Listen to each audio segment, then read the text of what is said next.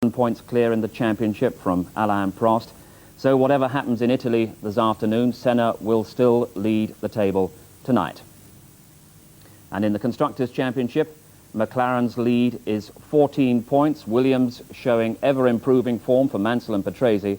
But it's Ferrari second in the Constructors, and this afternoon Ferrari are very much on home ground. But conditions in Italy, well, they couldn't be worse. A downpour at Imola, but in position, I am sure, are James Hunt and Murray Walker. Well, you spotted it, Steve, and this is the big question right now. On Friday, it was bitterly cold at Imola. Yesterday, Saturday, it poured with rain when we got up and looked out of our hotel bedroom windows this morning. Bright blue sky, sunshine, all good for a fine race. But at 1300 hours Italian time, we started to get some rain spots. Then 40 minutes later, lightning and thunder, and you can see the situation now. I can tell you that all the cars are on the grid with dry condition tyres, that is to say slick treaded tyres with no tread pattern on them, and there seems little doubt to me that this will be declared a wet race, in which case the cars will be starting on wet condition tyres. You can see there Ayrton Senna, confirmation that he's 11 points as a result of 2 wins ahead of Alain Prost in the World Championship. And in third position, equal, Riccardo Patrese, Nelson Piquet. Nigel Mansell, driving for Williams, has yet to score. He's had gearbox problems this morning with the Williams, as has Riccardo Patrese. That has been the team's Achilles heel. The wet race, there is more than enough water on the circuit now for the organisers to make that decision. And in fact, the last car to make its way onto the grid was Gianni Morbidelli in the Minardi Ferrari, and he actually appeared on wet tyres. Everybody else came onto the grid. The track, of course, wasn't as wet as it is now. They went out on regular, dry, slick tyres.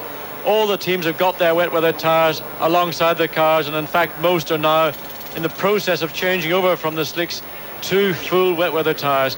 So really a great disappointment indeed after such a beautiful morning, and a chance when we had to see really who was going to be in contention for the race. There is the grid though. Ayrton Senna on pole with Riccardo Patrese beside him. Second row, Alain Prost and Nigel Mansell. Then Gerhard Berger, fastest in this morning's warm-up. Stefano Modena in 6th place. Jean Alesi and Gianni Morbidelli, the Minardi, looking good. Pierluigi Martini and Satoru Nakajima for Tyrrell. Then Andrea De Cesaris and Bertrand Gachot for Jordan, side by side. Moreno and Piquet, the Benettons, also side by side. Then it's Maurizio Gugelmin and JJ Leto. Eric Bernard and Martin Brundle with the new Brabham. Eric Comas and Aguri Suzuki. Eric van der Poel and Ivan Capelli, the Ilmore-engined Leighton House. Mark Blundell shares the next row with Thierry Boutsen, and at the back come Mika Hakkinen and not, as the caption says, Martin Donnelly, but in fact Julian Bailey. Well, it seems somebody hasn't caught up with the fact that Julian Bailey is deputising for Martin, but Martin, of course, probably watching this back home, looking forward to his return to Grand Prix racing sometime later this year. Well, I'm sure that Martin Donnelly wouldn't wish to return in these conditions. We saw yesterday in the second qualifying session exactly what rain can do at this Imola circuit. It put 20 seconds a lap on the times recorded by the cars going round here. And it favours, of course, the cars with lesser horsepower. We'll find out when the San Marino gets underway in a few moments. Join us again after the break.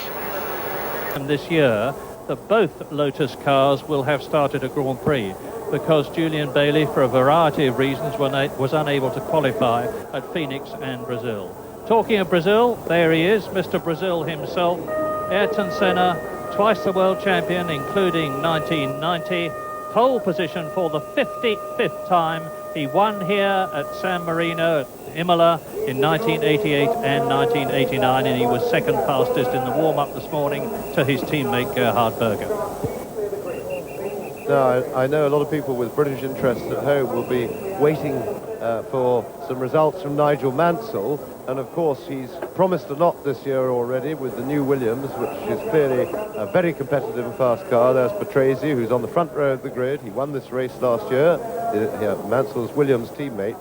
And of course, problems with their new semi-automatic gearbox have afflicted the team so far, and in particular on Nigel Mansell's car?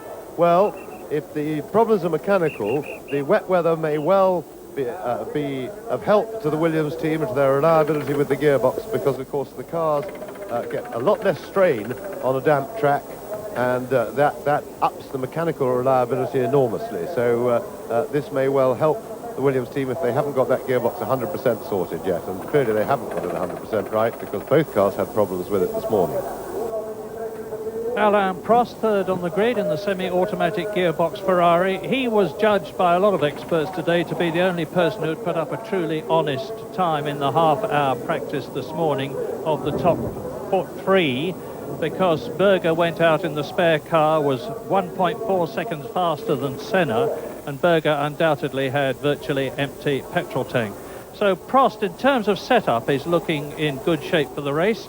Incidentally, you've just seen on your television screen something that I have yet to see in 1991, and that's the steering wheel of a Williams, because as soon as the car stops, the steering wheel is taken off. This is the Ferrari steering wheel of Alain Prost, but Williams are very security-minded, especially about the gear change operating mechanism for their semi-automatic gearbox, and that's the first time I've seen a Williams steering wheel this year.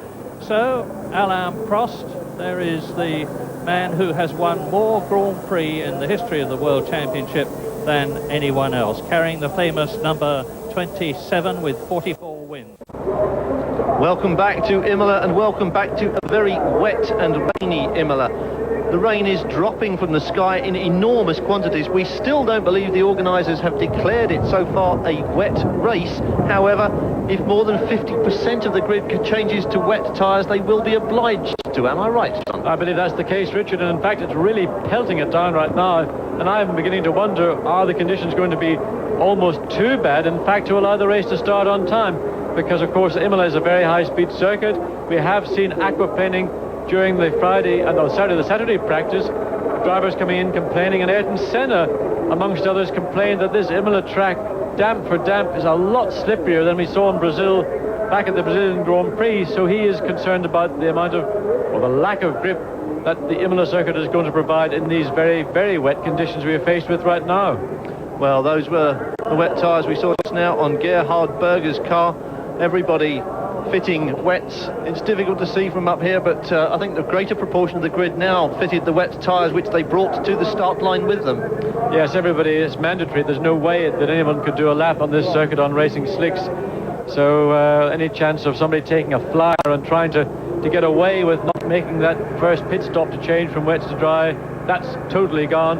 And in fact, changes are occurring to cars, not just with putting wet weather tyres on, but we saw the Minardi team rushing back to the pits, bringing out a new rear wing and a new nose, and they've probably been set up with slightly more downforce to accommodate these very wet conditions we're now faced with. Well, as we saw on Saturday afternoon, the teams have had plenty of opportunity to try wet running, because it was very wet on Saturday. In fact, it was torrentially wet. This, as we've said before, is good news for the teams which are slightly lower on horsepower. Imola is a horsepower circuit for people like Lotus, for example, who are definitely down on horsepower compared to Marlboro McLaren and to the Williams Renault. This weather can only be good news. In fact, Mika Hakkinen, when I spoke to him at lunchtime earlier today, actually had his fingers crossed for rain. Well, I would say Mika's not so much looking forward to a wet race as using all that experience that he's gained up in Finland, because virtually half the year in Finland they don't have rain, they've got snow and ice, so he learns to drive on very slippery surfaces. So of course this type of condition will work in his favor, but I don't really believe the advantage that he will gain from it is so much of a car advantage. I think it really lies in his own two hands. Well, also the setup that Lotus achieved for the wet seemed to work better for them than any setup they could produce here in the dry. So we are looking at a wet race then, but let's remember that the grid was established on Friday in the dry. Ayrton Senna 121, Riccardo Patrese also 121, Prost and Mansell on 122, making the second row of the grid. Gerhard Berger, quickest in this morning's warm-up. He was also quick in the wet, followed by Stefano Modena, and then Jean Alesi, who had an engine fire and didn't have much luck in the qualifying sessions. And Gianni Morbidelli, the Ferrari engine Minardi, looking very strong indeed. Pierluigi Martini, his teammates on the grid behind him, with Satoru Nakajima alongside. Then the two Jordans of Andrea De Cesaris and Bertrand Gachot.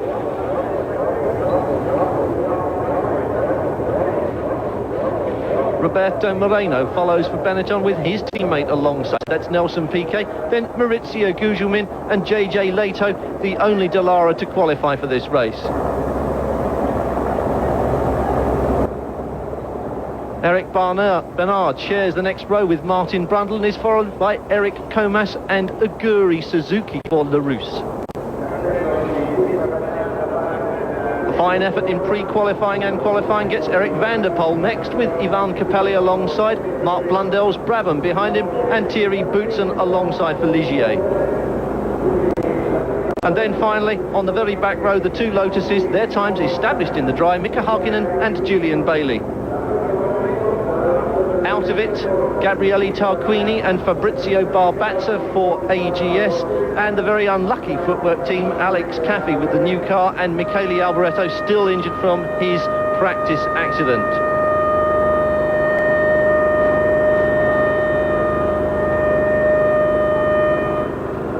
So out of the car now, and John, I think you may well be right about the weather and the delayed start, because that was Alain Prost quite clearly away from the car, and according to the clock, the start of this race is due any moment now. Yes, and we've just had a few words back from the start line that Stefano Modena may not in fact have changed onto wet weather tyres. Uncle Ken Tyrrell, of course, a master of strategy, may well be plotting not to put wet tyres onto Modena's car. If I was Modena, I'd be screaming at him, put them on, please, because these conditions really are very, very bad indeed. It is still raining, it's heavy rain. Anyway, we have to see. I'm sure Ken at the last minute will inform the mechanics to get those wet tyres onto that Tyrrell Honda. Well, a decision time for all the team managers, because although it is raining and although the track is puddled, as you can see there looking at the grid, the sky above us is actually a lot lighter than it was 15 minutes ago. Well, just literally the rain cloud has passed over. We've now got a bit of blue sky above us, but of course I think we're going to see this weather really throughout the day. It came across around midday and it looked threatening, then it cleared up again. We all sort of breathed a sigh of relief.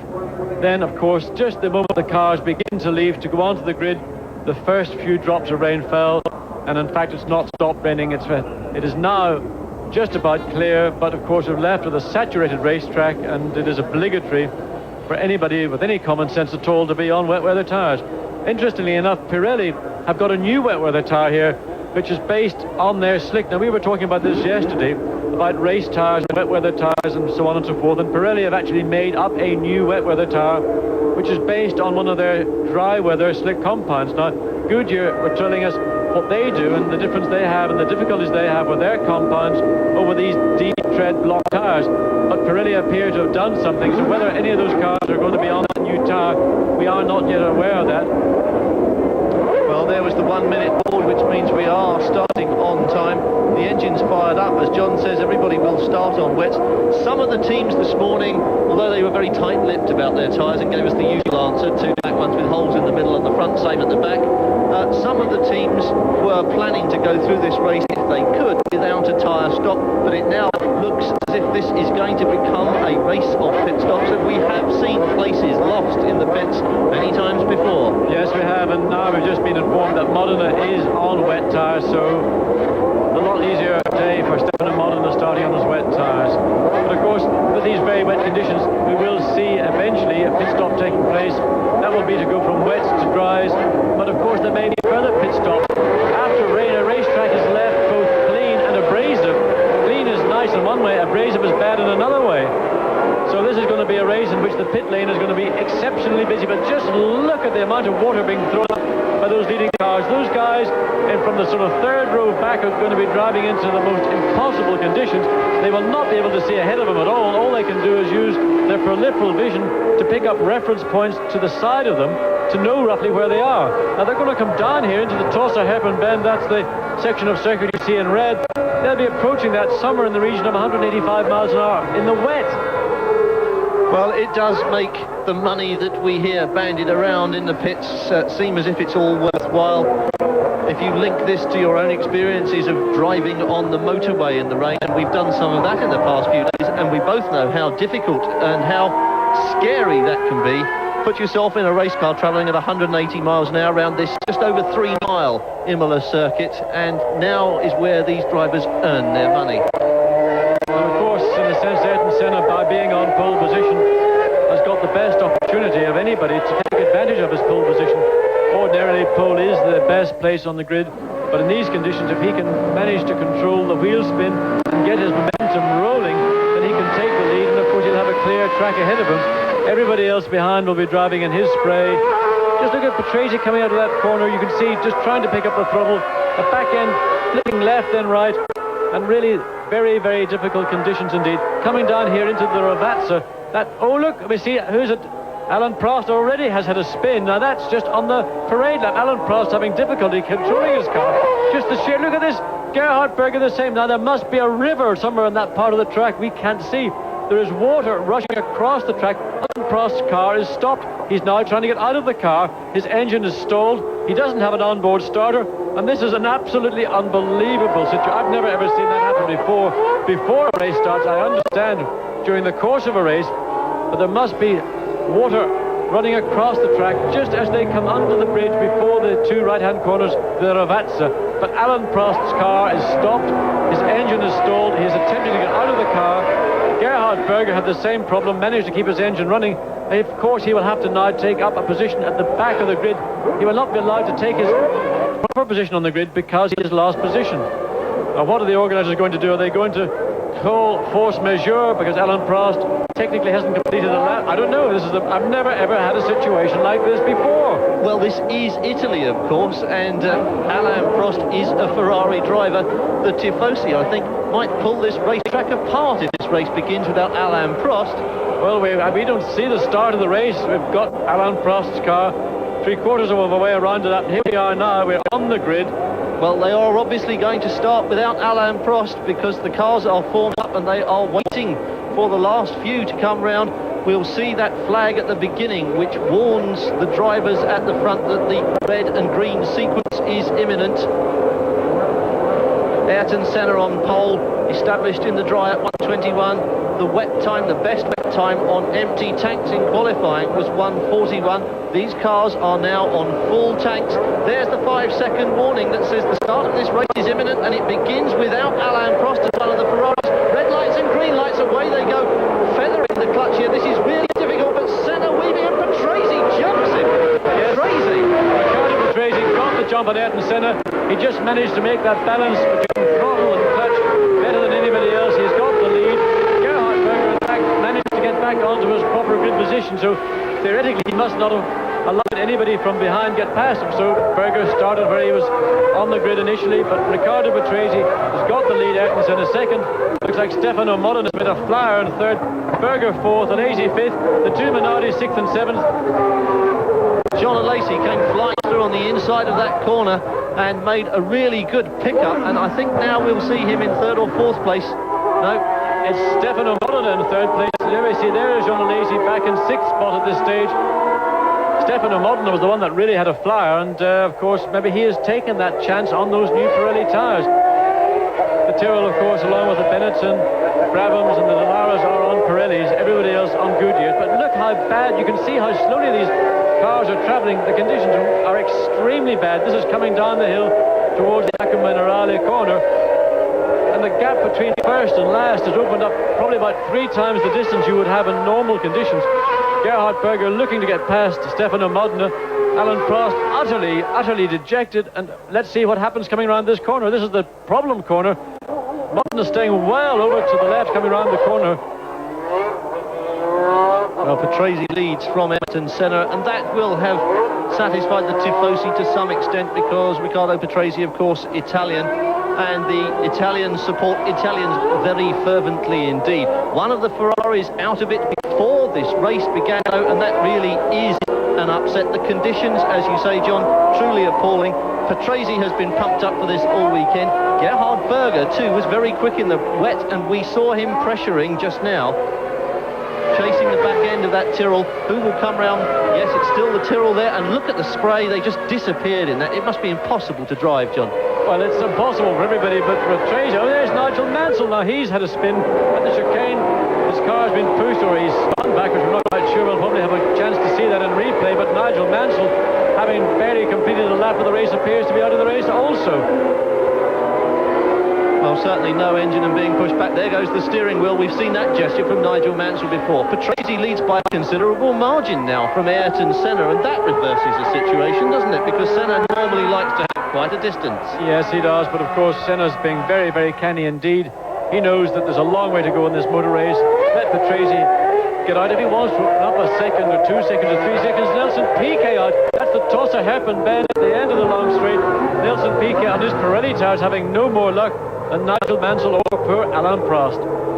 So we've lost 3 of our front runners already. Prost before the race began, Mansell after about a lap, and now Piquet as well has left us. There's Nigel Mansell walking back to the pits, and his afternoon's work over almost before it has begun, although not quite as abruptly as Alain Prost, and Alain Prost must be severely annoyed. I think he's totally shocked. I'm sure the poor man does not know what's happened to him. I don't think he's ever experienced anything as bad as that in his career as we've just seen right now. Well, Gerhard Berger in 4th place, coming under pressure. In fact, I think Berger has just overtaken Modena. Modena back into 4th place. Jean Alesi now closing in on Stefano Modena. Really, Modena was the one person that took full advantage of that very, very difficult start and elevated himself very quickly from 6th up to 3rd spot. But Gerhard Berger now taking that 3rd spot away. Modena back to 4th. But Jean Alesi looking threatening and pointing towards 4th place. And I'm sure we're going to see a little bit of action here very shortly, as Jean Alesi is going to try and position himself close enough to Stefano Modena to try and come down the inside into the tosser. Catch him unawares. Well, Berger streaking away. He does like it here in the wet, and here comes Alesi, as you say. Well, Alesi's not close enough, but he's having a look down the inside. He's done it. He's an amazing little guy, isn't he? Now he's got to get round the corner. He came in, he's right on the edge of the circuit. He's gone too wide. Such is the price he has paid for that manoeuvre. He had it right, but just he had too much speed. He just couldn't control the car on the very outside edge of the circuit, and he slithered into the sand trap. I don't know whether he'll be able to get the car out of that, but I suspect it'll be quickly digging itself up to its axles. And amazingly, after one lap, the end of the start of this lap, we now see, look, Jean Alesi just can't keep the car in. Not enough grip. The car is almost sucked into that sand trap.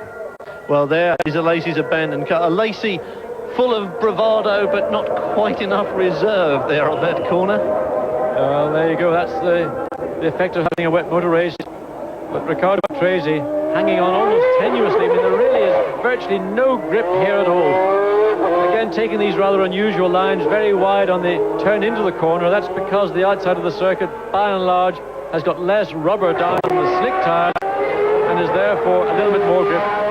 Ayrton Senna keeping station about a second and a half or so behind Patrese. He's got nothing to worry about. He just wants to stay in as much a clean line as possible. There's still a very long way to go. And of course, as we have seen, anything can happen. The track is so treacherous. You just have to be 6 inches offline, and you could catch a puddle, and that will be enough to take the car off. Well, there are 61 laps of this race scheduled, and already, as we see, we have lost many of our front runners. Alain Prost before the start of the race, Nigel Mansell after about a lap, then Nelson Piquet, and then Jean Alesi, who we see being winched away here.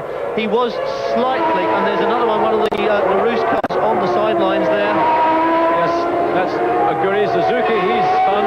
Of course, you see, one of the troubles with a spinner car these days is there's no self-starter on board. And quite often drivers, when they spin, they don't dip the clutch quickly enough, they don't keep the engine revs up, they lose the engine. Subsequently, they're out of the race, because you're not allowed to have a push start. Patrese then the leader from Ayrton Senna on their 4th lap. And that's one of the 7-up. Jordan Ford had a big spin on the straight. I think it's Bertrand Gachot. He'll be in the pits to get a new nose, assuming there's no other damage to the car. Have a look at that again. Certainly one of the 2 Jordan Fords. We think it was Gachot. I'll get a glimpse of that probably in a few seconds' time. In the meantime, Riccardo Patrese pussyfooting it all the way around the 3 or so miles of the Imola circuit. Here we are, coming out. That was Suzuki having his spin. That's the second part, the Rovazza corner. Now, that was fairly simple. He ought to have been able to keep the engine running there. I don't know why he didn't. Well, the Tifosi now saluting Riccardo Patrese because he's virtually all they have got to left to wave for if they don't want to go home early. Both Ferraris out of it. Yes, one of the two new Brabhams rejoining the track as well. We don't know why it came into the pits, but in the pits it was. But here we are in car with Riccardo Patrese.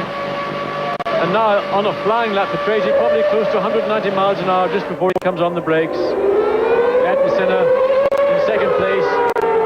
Going by Martin Brundle, he was the Brabham that came into the pits. Ayrton Senna currently 5.3 seconds behind Patrese. Patrese really using that lead to maximum advantage. But as I say, I don't believe at this point in the race that will be significant. Well, it is quite spread out in the top 6. 5 seconds back to Senna. Berger at 8 seconds. Modena another 7 seconds. Nakajima 12 seconds. Then Martini 4 seconds. Morbidelli just 2 seconds behind. So it is fairly open at the front after 4 laps. Yes, and we can confirm that spinning George Ford in fact was Bertrand Gauchot. His teammate Andrea De Cesaris currently in 8th place, just behind Gianni Morbidelli and Pierluigi Martini. Those two Minardis, of course, are on the Pirelli tires. There we see Gauchot's Jordan Ford now in the pits. They've got to replace the nose.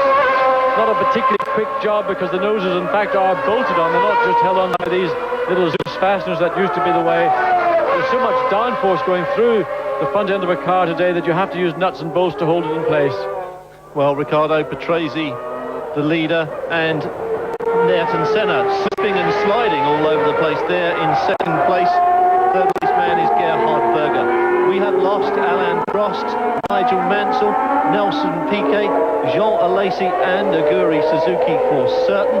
So both Ferraris out of it, and that really is going to be something of an upset. Quite what the Italian press will say about this and what the Italian broadcasters are saying about it now. We'll have to wait until tomorrow to find out. Riccardo Patrese, the leader then from Ayrton Senna in second place. Join us again after this break.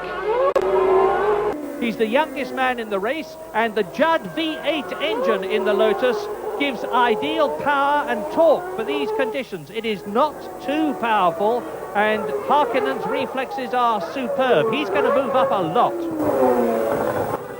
Yes, well, new fastest lap of the race now for Berger, and the circuit isn't really drying yet, but if you look there at that picture, you can see that the racing line and various points of the circuit is starting to dry out. There's still much too much water around for anybody to think about changing onto dries yet, but it won't be too long before you see there it's starting to dry on the line. Good picture from the onboard camera in Patrese's car. The sun is still shining brightly, no rain, but we have got a black cloud sort of coming our way, but it doesn't look too threatening right now. And I have to say that I really wouldn't be, and there's Häkkinen, I think, there, looking to make up another place. And I really would not want to be a Ferrari driver right at this very moment. Welcome back to Imola, where the San Marino Grand Prix is being run in bright sunshine on a soaking wet track. Riccardo Patrese is the leader from Ayrton Senna and seems to be making something of a getaway at the front. Gerhard Berger third, Stefano Modena fourth, Satoru Nakajima is fifth, and Pierluigi Martini is in sixth place. And further down the field, we've just seen Julian Bailey get past Mark Blundell. Blundell has got Mika Häkkinen behind him, so in fact, Britain's Julian Bailey doing the better job of the two Lotus drivers. Maybe the rain of Britain suits Bailey better than the ice and snow that Häkkinen is more familiar with in Finland. We were watching Riccardo Patrese, and there's another one spinning as well. We were watching Patrese just now. Yeah, that was Mark Blundell, just probably frustration. But look at that, Andrea De Cesaris getting past Roberto Moreno. Moreno in the new Benetton. Andrea De Cesaris in his 7-Up Jordan Ford.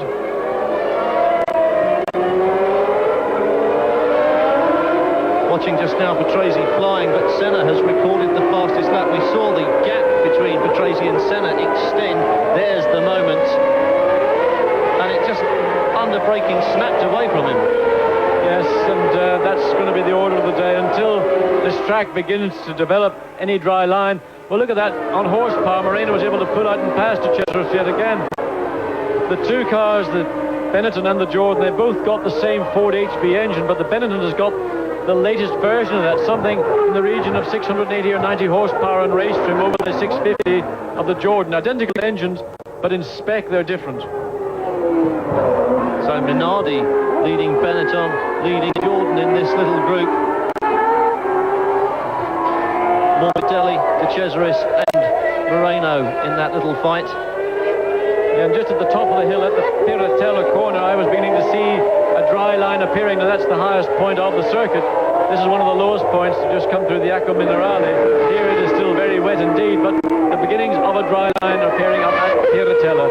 So if the sun stays out, it may not take that long. It takes good ambient temperature, a little bit of breeze, and something like 25 or 30 cars running around to try a track out, and that'll happen very quickly as long as the rain does stay away. Well, we saw it again, Ayrton Senna now quickest again down to 1:46. And in qualifying trim, he achieved something like 1:43. Gerhard Berger, 1:41. So they're still off their best pace. And even there on the dry, there was just a little tickle at the back end. This is a very tricky situation for the drivers because they're going to have to work out how to trust the track and where to trust it. The team managers must now be looking at the blue sky, which has appeared in a hole over Imola, and wondering whether it will stay with us and they can safely change, or whether the rain will come back. Well, I think the factor that will determine what happens is really the lap times. A driver is going to be radioing in all the time, first of all, to say where the circuit will. Let me see. Oh, Morbidelli having a nice little pirouette, allowing Marino to take his place. Marino, well, where Morbidelli having dropped back, that was a little bit earlier. The situation is Martini is 6th, Marino now 7th, De Cesaris 8th, late 9th, and Morbidelli dropping back to 10th with that little spin. And here we are back in car with Riccardo Patrese. And you can see the puddles forming on this track. We did say that this kind of condition might favour the cars with less horsepower. And looking at that leaderboard, I'm pleased to see Eric van der Poel just outside the top 10. That car not really the strongest on the grid and doing very nicely, thank you, in these conditions. He's doing an extremely good job. But of course, now the track, you can see more signs of a dry lining beginning to appear. And of course, for Van der Poel, that means that his progress probably will gradually become slower and slower. But this man, Ayrton Senna, has closed back up. He's now just 2.5 seconds behind Riccardo Patrese. Patrese really had a significant advantage. He managed to pull away very quickly in the opening laps. We're now on the 9th lap, and Senna's reduced that almost 6-second lead Patrese had on Senna back down to 2.5 seconds. We don't believe that there's any problem for Patrese with his car. Looking down, you can see that dry line. That's up at the Piratella corner now. We drop down into this tight chicane. Now, this has been a problem part of the circuit on the Saturday morning when we had very wet conditions. You're coming downhill, you're braking downhill, and because that part of the track is so slippery, you really have to brake, not when you think, but before you think you should be braking. Well, Patrese leads Senna, and Senna is reeling him in. Let's remember that we have lost some major players in this San Marino Grand Prix. Alain Prost before the start. Nigel Mansell is out. Nelson Piquet is out. Jean Alesi is out. And Aguri Suzuki is out. There we see the leaderboard and confirm that Ayrton Senna is indeed reeling in Riccardo Patrese, while the gap back to Gerhard Berger has now increased to 12 seconds. Odd that, because Berger was very quick in the wet, wasn't he? Well, he ended up being quickest on that session on Saturday afternoon. Of course, it depends very much at the time that you're out of the track in the rain. The one thing about rain is that it is not consistent. Every lap the track is changing. That is the dubious side of racing in the rain or qualifying in the rain. It is not necessarily an indicator to true form. And as we're seeing here now, as the track is showing signs of drying out, this is coming through the Tamburello corner. Ayrton Senna has recorded the fastest lap so far in the race of 1:45.7. That was done when Riccardo Patrese's lap was 1:46.9. So in the last lap, Senna took 1.2 seconds, and the gap now is just down to 1.2. Ayrton Senna then closing in fast on Riccardo Patrese. Interesting problem about tyres, because it is dry now, quite clearly dry, as you can see there, in a number of places, and still quite clearly wet in a number of others. difficult decision. I mean, the circuit in my mind is too wet to take the decision to come in, but I would think in 5 laps time there's going to be enough parts of the circuit that are sufficiently dry to allow the dry weather slick tire to really work, that the downside is going to be offset by the good side. So I anticipate somewhere around about lap 14, 15 we're going to see people like Patrese, Senna, Berger all coming into the pits. But right now Riccardo Patrese beginning to feel the pressure that Ayrton Senna is going to apply to him, and Senna merciless when it comes to applying that pressure. No matter how pumped up you are, and Riccardo Patrese, as we have said a number of times, really full of himself this season, and especially here in Italy, it must be a very daunting prospect to have Ayrton Senna filling your mirrors. Yes, it is. But there's a little story about all that. We might come back to it later, but Riccardo Patrese was a little bit unhappy at the end of qualifying yesterday because that man, Ayrton Senna's got the Spec 2 Honda engine.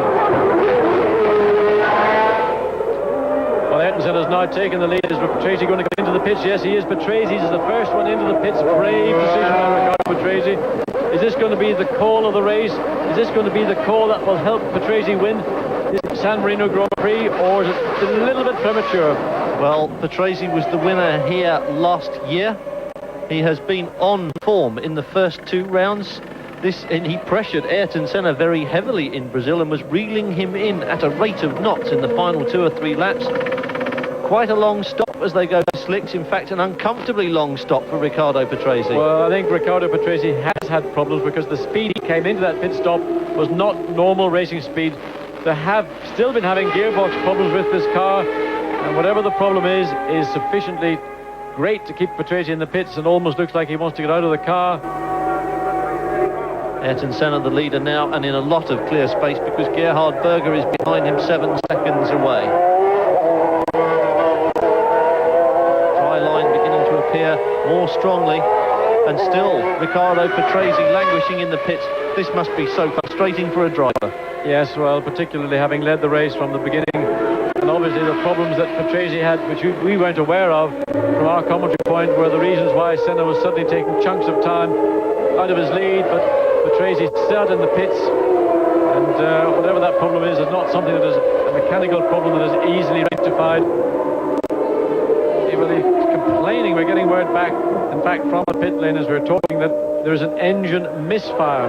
Now that misfire could be anything from simply a plug lead or something of that nature, something much more complicated. Usually it could be in these wet conditions. Water has got into the ignition systems on these cars, the computers that control the whole system these days. So whatever the problem is, misfire is the prognosis, and whatever the answer is, well, we have to see whether Patrese can get cured and get back out. But he's now over a lap down on Ayrton Senna. Ayrton Senna then the leader and beginning to lap the back markers. Join us again at Imola in a couple of seconds after this break. It's a huge disappointment, and I'm sure it is to you at home. So on behalf of Formula One racing, I humbly apologise to everybody. No, well, I don't, actually, and here's why. Look at this man, Gerhard Berger. He's taken a second and a half out of Ayrton Senna's lead, as you see the car being dragged away there. And Ayrton Senna's lead is down to just over 5 seconds now over Gerhard Berger. There are no team orders in the McLaren team. Ayrton Senna, of course, with a commanding World Championship lead over Gerhard Berger of 16 points. Wouldn't have to worry too much if Gerhard Berger caught and passed him, although the Brazilian's pride would be very much affected. But at the present moment, Berger is lapping some 1.5 seconds faster, or did on the previous lap, than his teammate Ayrton Senna, and Berger's got everything to go for. I think he... Welcome back to Imola, a drying Imola as the sun shines on Ayrton Senna, the leader, from teammate Gerhard Berger by a shrinking margin. Berger reeling in Ayrton Senna. Modena is 3rd, Satoru Nakajima 4th, Pierluigi Martini and Roberto Moreno is 6th. We have lost the Ferraris of Alain Prost and Jean Alesi. We have lost Nelson Piquet, Aguri Suzuki and Britain's Nigel Mansell. And there's a strong possibility that we have now lost the man who led this race for the opening 8 or 9 laps, Riccardo Patrese, last seen in the pits complaining of an engine misfire. I think also he has had a gearbox problem. There were 2 things he was complaining about, but the misfire seems to be the bigger of the 2, and that's the reason why that car is still in the pits. But in the meantime, Ayrton Senna is still leading, but by now just under 4 seconds, just over 4 seconds from Gerhard Berger. And looking from these helicopter shots on the circuit, I would say over half the circuit now is sufficiently dry for any of the leading cars to take a chance and come in and put on slick tyres. Interesting problem for Ayrton Senna then, because he likes to have a nice long lead. He likes to have the margin to change tyres and get out and be at the front still. The man behind him in second place, though, is his teammate, so he can hardly psychologically battle with him, because Gerhard Berger will know exactly what Ayrton Senna is planning and vice versa. Yes, but I think these two drivers will drive as a team. There won't be any team orders, though, as such. I mean, Gerhard Berger can pass cleanly and fairly Ayrton Senna and take the lead, well then, good luck to him. But look at these two battling away here. JJ Leto, Julian Bayling have a right good old ding-dong. Leto getting wide coming into that final chicane, and Bailey all over the back of the Lara Judd. Of course, Bailey with the V8 Judd, Leto with the V10 Judd. The V10, of course, got more grunt. You could see that Leto slower off the corner, but the extra horsepower told. But Bailey doing a wonderful job. Look at that. Haven't seen Julian Bailey racing in Grand Prix for quite a long time, but he's giving it absolutely everything he's got. And he's going to pass Leto down in the inside into Tossa. He's now got through. Just go through the corner slowly. Eric van der Poel getting past Leto also. Leto so concerned with Bailey, he forgot about Van der Poel. Berger, the first of the leaders into the pits to come on the slick tyres. Well, Gerhard Berger makes the decision. Watch the clock, and we'll see how long this pit stop lasts. 6.4 seconds. That was the classic McLaren pit stop. Great pit stop. May have been a team strategy as well. The team may have decided to bring Senna in, bring Berger in first, to allow him to go back out again and get lapping on his slick tyres to see what the time difference is between wets and dries. That's what a team does, a two-car team will do. Well, Berger, in fact, it seems, may have also had a puncture in the meantime. Back in the pits, one of the two Jordan Fords. Looks like Gasho's car from here. It's difficult just to tell from the little picture. I think it's Bertrand Gasho back in for a second pit stop. But Berger now out on the circuit on slick tyres. Of course, those tyres will have been in their tyre blankets. They will be up to operating temperature. But that part of the circuit there is still very, very wet. So a lot of caution, a lot of attention needed by Gerhard Berger. As Martin Brundle goes through the Peralta corner in his Brabham Yamaha. So Senna the leader, and Gerhard Berger still second after his pit stop, but 20 seconds behind and running on slick tyres and running some considerable amount slower than Ayrton Senna on that coming out lap. We'll have to wait and see how that settles in and how Gerhard Berger gets on with the bits of the circuit which are still damp. But Berger definitely full of confidence this weekend. He was fast in the and there's Senna going into the pit, so Berger has obviously radioed back and said it works fine. In comes Senna. Let's watch the clock on him. Remember, 6.4 seconds for Gerhard Berger was a good stop. Senna a little bit slower, 7.5. Another fine stop for McLaren. Yes, very good stop indeed. Both McLaren stopped absolutely first class, but of course Stefano Modena, Gerhard Berger still in second place. He was in and out of the pits in time, but Stefano Modena in third place, just about to come across the start finish line. Berger having set the fastest lap. That's an indication that the circuit is now sufficiently dry for the performance of the dry weather slick tyres to be necessary if you want to be in this race. Senna then, after his pit stop, and Berger's the leader by just under 5 seconds, 4.9 in fact. Still holds the lead from Gerhard Berger, and this could well become the story of this race. Stefano Modena, we're looking at now, is in third place. Satoru Nakajima has gone into the pits, and that, I imagine, is a tyre change. Nakajima was lying fourth behind teammate Modena, so both Tyrrell Hondas performing already to the level we had hoped to see them perform in the first race of the year. But there you see, first and second, Ayrton Senna, Gerhard Berger. That's the distance on the road. Senna had a pit stop which is 1 second slower than that of Berger, and that's the reflection as you see it as it stands. So, Julian Bailey up to 6th place, Eric van der Poel up to 7th. Now, we saw Bailey and van der Poel slugging it around with JJ Leto. As you say, Julian Bailey coming on fire like we haven't seen him in Grand Prix, although he has done it in sports car racing, as you know very well, John. Eric van der Poel, the street fighter from Formula 3000, absolutely coming alive in these conditions. What will happen to those two when the track dries out is another story, though. just had 15 laps of the race so far. Long way to go, Richard, and of course the circuit getting drier all the time, and the performance of the cars with those more powerful engines will gradually tell, but that should not take anything away from Julian Bailey or Eric van der Poel.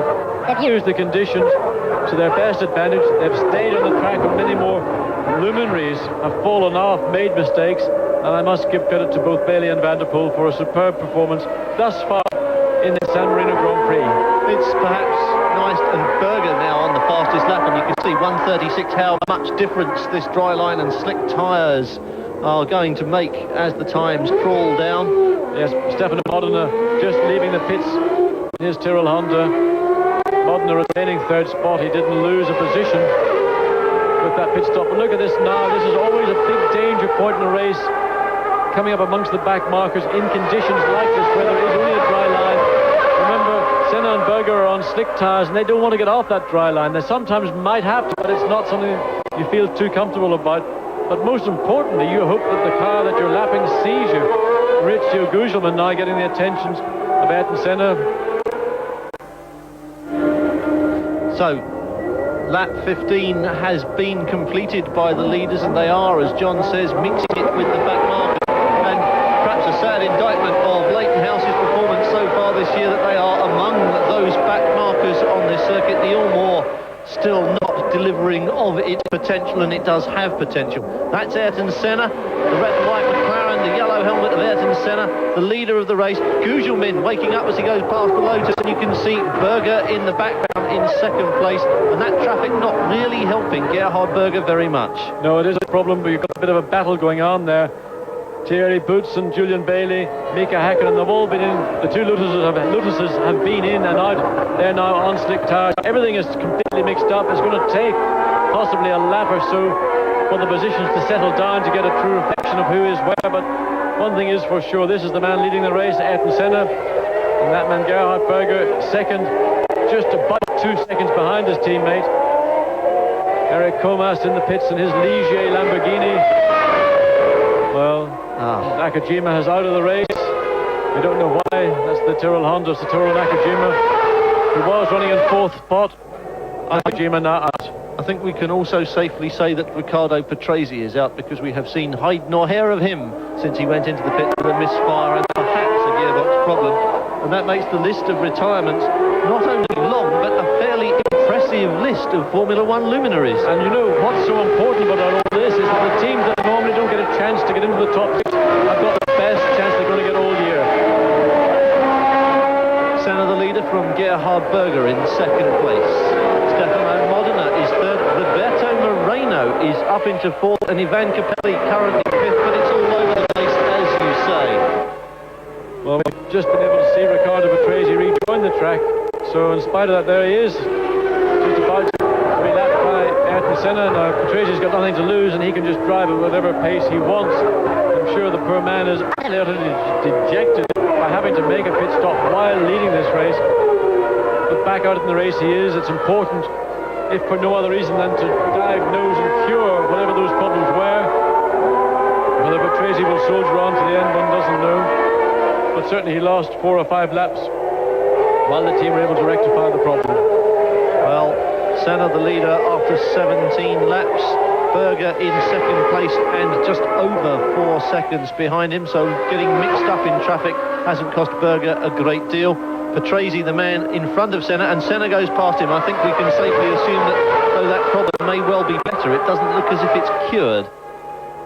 Well, of course, Ayrton Senna is the man leading the race, and Riccardo, being a senior and responsible driver these days, would have seen Senna coming by, so he let him go past, problem or not. If he'd been able to stay ahead and actually pull away from Senna, I'm sure he would have done so, but with the leader so close behind him, there was nothing to be gained, and you know, swings and roundabouts, someday the situation may be reversed, and Senna may remember uncooperation on the racetrack. So Ayrton Senna, the leader, the man in frame from Riccardo Patrese's car. Berger is in second place. The track is drying out. Join us again at Imola for the San Marino Grand Prix after this break. And down to the Rivazza comes Ayrton Senna. Now, it's going to be interesting to see whether Riccardo Patrese, and we're looking at Senna now through Patrese's on-car camera, can hold on to the McLaren Honda. And he's certainly doing that pretty well, and that's great because we should get a nice view of Senna lapping the circuit. Now, the leaders are going pretty quickly now. The circuit's not far off being completely dry on the line because we're only some 4 seconds a lap away from a full dry time with this sort of fuel load on board. So Senna and Berger all on their own with a huge lead, and as yet Stefano Modena in third place has not come through, and there he is, and he's now some 58 seconds behind Gerhard Berger. And Welcome back to Imola. The sun is shining on the San Marino Grand Prix, and the track is, as you can see, quite clearly drying out. The front runners have all changed from wet tyres to slicks. The rest of the field is in the process of doing that, although perhaps for some of them it was an unwise choice. Ayrton Senna, the leader, from Gerhard Berger. Yes, that was Eric Bernard we saw pulling off by the side of the track. Ayrton Senna with the lead of just over 3.5 seconds, passing Eric Comas, lapping Eric Comas. Patrese, who's just the car behind Comas, of course, has been in the pits for a very long time. He's not in contention. The team sent him out to earn his keep, and of course, it is important in these situations to try and understand the problem that brought him into the pits in the first place, to cure that, and there's no better way of doing that in a racing environment. But look at that little battle going on between De Cesaris and Capelli in the Leighton House. A yellow flag, something's happened there. There's a car off somewhere, we can't see who it is. Senna going out of the picture. Coming into this one is the leader from Gerhard Berger in second place. And there is Berger behind Comas. And there's the little scrap you were talking about, and De Cesaris seems to have got the best of that one. Senna stalled behind the back marker. It's not usual for Senna to wait around very long, but this is where he came a cropper several times in making a move that perhaps he could have waited for. Here on this kind of circuit where there is just a narrow dry line, he needs to be more patient. Well, he's got all the reason to be patient. He's got more than enough horsepower to deal with the Yamaha engine and Martin Brundle's Brabham. He can pull out and pass him along the straight. Well, he's now done that. And that's basic maturity. I mean, it's fundamental. It doesn't even have to be mature. You don't have to. If you're in Formula One, you should be able to think that simple situation out without having to be a mature Grand Prix driver. Senna and Berger then first and second. McLaren dominate here, as they have dominated every practice, untimed and warm-up session of the weekend.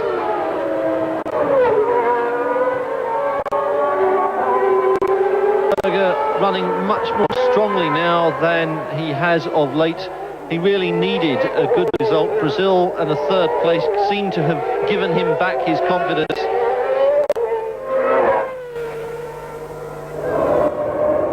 So Senna still the leader from Gerhard Berger, and if you're wondering where the Ferraris are, if you've just joined us, let me tell you that Alain Prost did not make it to the start of this race. It began in appalling rain, and Prost slipped off on the warm-up lap. He was our first retirement. Nigel Mansell followed him on the first lap with a spin, then Nelson Piquet joined him. Jean Alesi outbraved himself on a corner and went off as well. Aguri Suzuki and Satoru Nakajima have both gone off in slides, and now the track is dry and the rate of attrition has slowed down somewhat. Well, as the track is beginning to dry out, it becomes a lot easier to cope with the conditions, and they really were appalling conditions in those opening laps. The Imola circuit, even dry, is quite a slippery surface. There's not a lot of grip from the tarmac here at Imola, and in the wet it's much, much worse. And in fact, before the race started, Ayrton Senna was heard to say that if conditions in Imola were similar to those as they were in Brazil at the finish of the race in Brazil, he would expect the race to be stopped prematurely because the grip factor here at Imola is that much lower than we saw at the Interlagos circuit. So relief, I think, from everybody that there is this dry line appearing, that the rain appears to be over for this part of the afternoon, and in fact, as we're talking, there's more and more blue sky appearing. The line is getting longer, it's getting wider. Well, this will, of course, allow the front runners, such of them as are still running, to use their horsepower advantage. And it's a word we've used very often here at Imola because it is a horsepower circuit. The wet conditions have allowed people like Julian Bailey, Eric van der Poel, the cars perhaps with less horsepower than the front few, to show up very well in the early part of the race. Whether or not that remains so, and whether or not they drop back as the track dries out, that's still encouragement for the team and the driver. Yes, it is. It's a great help to Lotus. They've had a very difficult period. They had a very fine performance from Mika Häkkinen in Phoenix. In Brazil, not a lot they could do. Julian Bailey failed to qualify there also through no fault of his own, just the car didn't work. Here at Imola, they got the two cars onto the back row of the grid. And of course, they were both able to take full advantage of those appalling conditions. But in reality, the situation is the team is very under-financed. It doesn't have the engine horsepower they need to put them up at the front, let alone even at the middle of the grid here in Imola. And all one can hope is that performances like Bailey and Häkkinen today might encourage sponsorship to go to the team and enable the team to go out and acquire, let's say, more competitive equipment. Well, let's just also say that Lotus are, as a team, in mourning this weekend because one of their mechanics had an accident a week ago and has subsequently very sadly died. The whole team wearing black armbands as a mark of respect, and one would hope that an achievement during Imola, even though it may be short-lived, is some compensation. Well, here we have Senna now coming up to yet another Brazilian driver. Moreno moving over, giving Senna plenty of room to get through. Moreno, in fact, was very quick this morning in the on-timed warm-up session. It was only at the end of that session we realised that he was in the... We knew he was in the spare car, but of course the spare car did not have a nut. Looks like Riccardo Patrese crawling round. Whatever the problems he had earlier in the day have now reached a pitch where that's the end of the day for Patrese. I'm sure, in fact, he's not that sad having had to sit in the pits for those 5 or so laps while the mechanics sought the problem. To drive in a race, to have to complete race distance, well, either he's being pulled back or he's being pushed back. A disappointment for Patrese, but of course, to have to compete in a Grand Prix so far down with no chance of any success at all isn't the most exciting way to spend a Sunday afternoon. Well, I added Riccardo Patrese to our list of retirements, then he came out and I crossed him off. He's back on it now and he's in exceptionally good company. Senna still the leader. 23 laps out of 61 have been completed. The lap times now into the 1:29s for Senna and Berger, first and second place, and getting very close to respectable race laps. As the fuel load lightens and the track dries out, that will creep down a bit.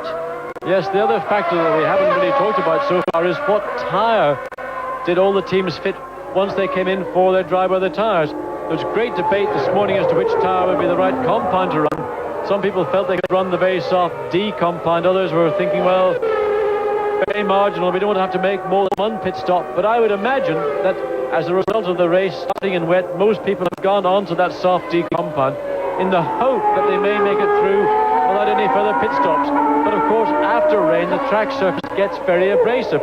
That gives you great grip. It means your tyres wear out very quickly. So we're on the 25th lap at this point. Whether Senna, whether Berger, whether the Pirelli runners can go through on their soft race tyres, well, we're going to have to wait and see a little bit further into this race.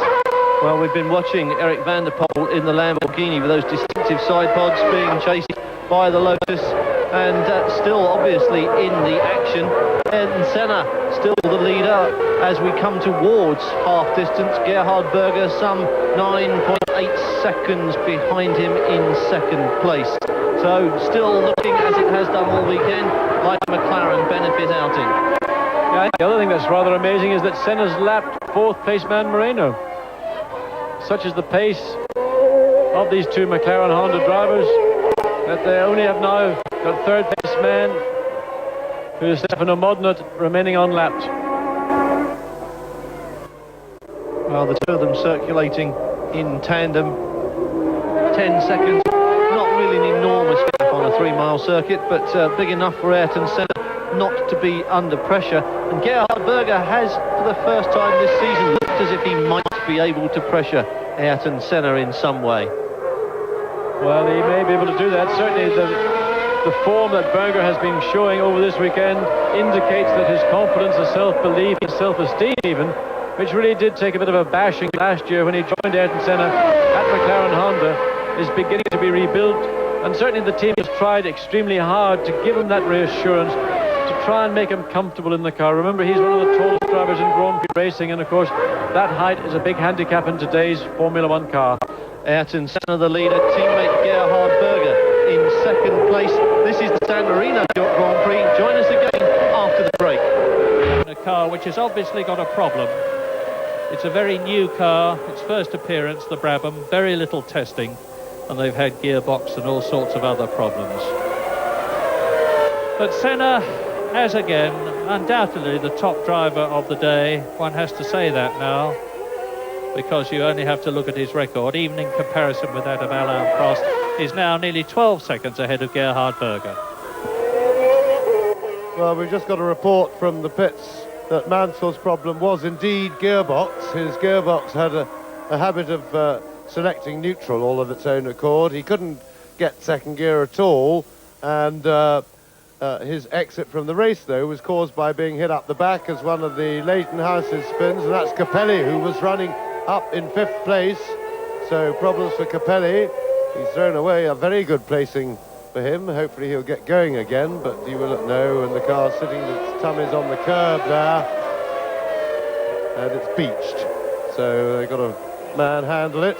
And so Mansell, in fact, no doubt, well, he was messing around trying to get gears, was hit up. Welcome back to Imola for the San Marino Grand Prix. The track virtually dry now.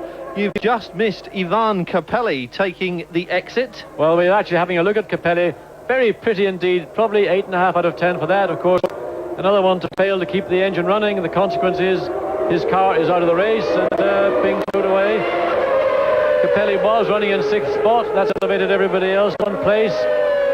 Disappointment, another Italian driver for the Italian fans out of the race. That car, as you see, is still sitting beside the racetrack. Mechanics, marshals, trying to get the tow rope, which they attach through the rollover hoop, get it attached and hoist the car out of danger. Eric Comas for another pit stop. That's Comas' second pit stop now. Ayrton Senna then the leader with Gerhard Berger second and dropping back. He's 13 seconds away. Stefano Modena third, Roberto Moreno fourth, JJ Leto up into 5th place, and Andrea De Cesaris in 6th place. Julian Bailey right behind him in 7th, which is excellent for Lotus. Very good indeed for Lotus, but of course 5th and 6th spots are absolutely vital to those two teams, Delara and Jordan, because they are two pre-qualifiers, and here is a golden opportunity for those two teams to score points and to get themselves out of pre-qualifying at the mid-season break-off points. Well, there's Capelli's car being hoisted out of it, and we add him to our illustrious retirement list. Alain Prost, Nigel Mansell, Nelson Piquet, Jean Alesi, Riccardo Patrese, Suzuki Nakajima, and now Capelli as well.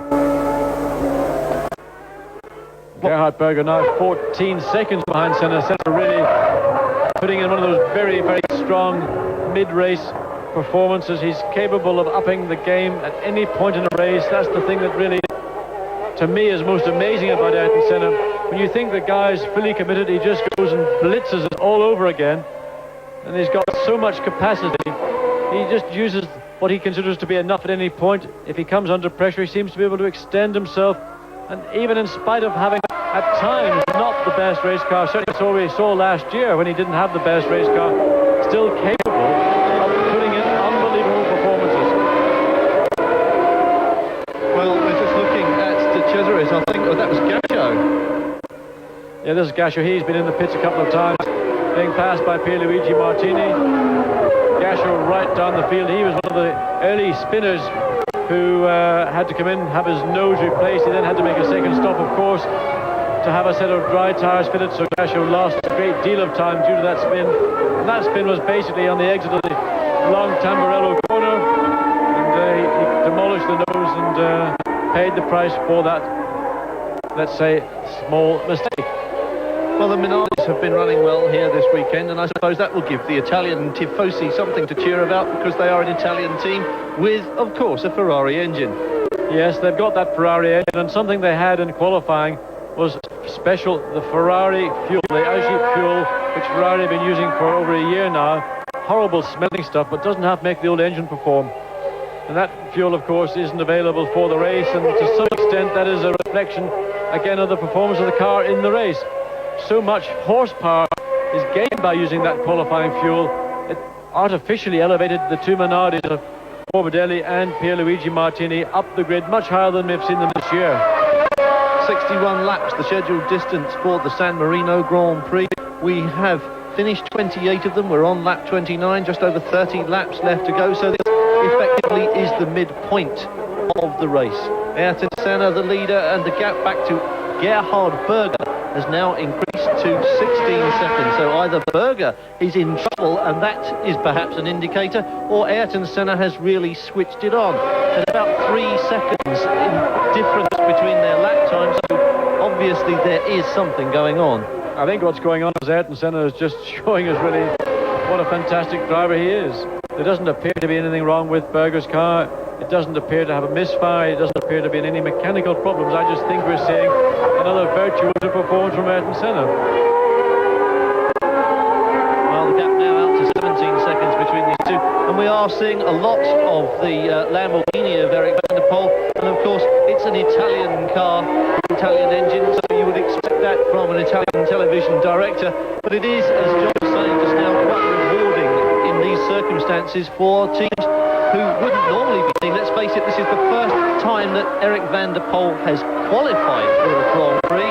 He's tried twice and hasn't made it. This is his first ever Grand Prix race, and he is getting an awful lot of time on the television. Well, he's done a very good job, and he deserves every second he gets on TV. Van der Poel in line, just behind Martini and just ahead of Boutsen. In fact, I think Boutsen has just overtaken Van der Poel, so that puts Van der Poel back in the 10th spot. But this is what you expect in these kind of conditions. There is no real form. It is a real lottery. That's all you can say, and that's why I find that outside of people like Senna here, who is commanding the race, every other position really is up for grabs. Well, there's the sign that tells Ayrton Senna he's in the lead, as if he needed a reminding of it. 30 laps he has completed, running in the 1 minute 29 second bracket. He qualified for pole position on 1:21. That's Modena we're looking at there, in between Van der Poel and Bailey. Of course, Modena still in third place, but some 77 seconds behind Ayrton Senna. Virtually about 10 seconds or so off a lap. And I would think that we'll see in the next 2 or 3 laps the familiar red and white car of Senna lapping the third place. That's, I mean, really, we haven't seen that in a very long time in motor racing. Back in the early 80s, we saw the two McLarens achieve that kind of sheer domination. Of course, he's been aided today with Alan Prost making that little whoopsie. Nigel Mansell doing a similar thing further on in the first lap of the race. Patrese dropping out. So in effect, all serious opposition to the two McLarens evaporated within the less than the first quarter of the race. Well, Ron Dennis said in Phoenix that there would be 2 developmental McLarens here at Imola, and that he was intending to blitz the season. And unless something goes seriously wrong with the programme in the next few moments, that looks like being the case again. Yes, part of that blitz, of course, is the new Spec 2 engine that Ayrton Senna's got. Honda brought along an engine which they in fact had planned to run at Monte Carlo in 2 weeks' time, but they had a situation where they thought, well, let's try and run it here. And the way it was worked out was that whoever was the quickest in practice, on official practice, would be the recipient of that new engine. Not unnaturally, Ayrton Senna was the man who was quickest. He has got that new Series 2 engine. It's got more horsepower. It's probably got more torque as well. That's another factor why now we see Ayrton Senna pulling away. But in fact, in practice, Williams Renault had a similar situation. Nigel Mansell got the latest version of the Renault engine. When Riccardo Patrese heard how Honda McLaren had gone about making the decision as to where the engine should go, Patrese got all upset. He decided, well, if McLaren do it, why can't Renault do it? I'm quicker than Mansell in qualifying. Why shouldn't I have the engine for the race? A little bit of a nosebleed from Riccardo, but maybe because of the race being in Italy, it's basically his local racetrack. He decided to have a little bit of a bleat to the press. But at the end of the day, both of the Williams did start the race with identical engines. But expect to see more improvements from Renault as well as Honda. Well, we're looking at Ayrton Senna absolutely tearing past Van der Poel and the Lotus as if they were in a different league. And we are really talking about the Super League that you were describing earlier on, John. Ayrton Senna then leads from Gerhard Berger in second place, and he is about to lap third place Stefano Modena. Join us again in San Marino as the Grand Prix continues. Front and coming up behind him fast, the battle between Van der Poel, as we look now at Andre de Cesaris, sixth position, being lapped for the second time by Senna, and Andre de Cesaris moves over, locks up his tyres in his eagerness to get out of the McLaren's way. So you can see the car that's got one of the most effective liveries, colour liveries in the race, the Jordan 4, just disappearing over the crest of the hill. Here it is, Andre de Cesaris, sixth place. Yes, and the battle of the race at the moment is the Van der Poel and Hakkinen battle, and Hakkinen's got a lot of problems there to deal with Van der Poel because the Lotus is clearly hasn't got the power from the Judd engine that the Lamborghini's got, and so on straight line speed Hakkinen's got a problem, so he's climbing all over Van der Poel around the corners, but he's having a lot of trouble trying to get past, and even if he does get past, he's got to do it in such a way that he has a few corners before he gets onto the long straight, otherwise Van der Poel will come straight back past him when they... Welcome back to Imola. The San Marino Grand Prix coming up to an hour and 33 laps old. That means we are beyond the halfway distance. We're heading towards lap 61 and perhaps slightly more than 90 minutes we expected since the early part of this race was held in torrential rain. Ayrton Senna, the leader, and dealing with the traffic in his usual style, and you can see him getting very annoyed there. Well, he should be annoyed because Stefano Modena didn't seem to have any idea at all that he's about to be lapped, and look at that, Modena did not even see Ayrton Senna. Now, Senna had been in his mirrors all the way past the pits, through the Tamburello, down to the Tossa, and still Modena has not allowed the race to go through. Now, Modena is running in third place. He's run all year, but he ought to have enough conscience to look in his mirrors. There are flags around the circuit, and that, to me, is something that, in spite of the enthusiasm that Modena might have for his driving, is poor driving by him. Well, you did give it away there. Ayrton Senna, the race leader, is about to lap Stefano Modena, who is in third place, and that does rather underline the enormous domination which McLaren Honda have achieved here in Imola. Gerhard Berger is second, 16 seconds behind Ayrton Senna, and Senna seems to have dropped back a bit from Modena. Give him a chance to have a look in his mirrors and get used to the idea that Senna is there. Well, Senna's just pacing himself. He's going to make a move.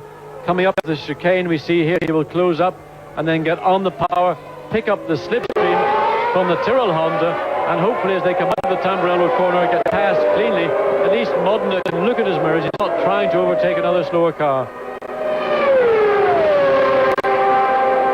Ayrton Senna then with the development Mark II version of the new V12 Honda engine, chasing the V10 which powered him to his world title and McLaren to their constructors title last year.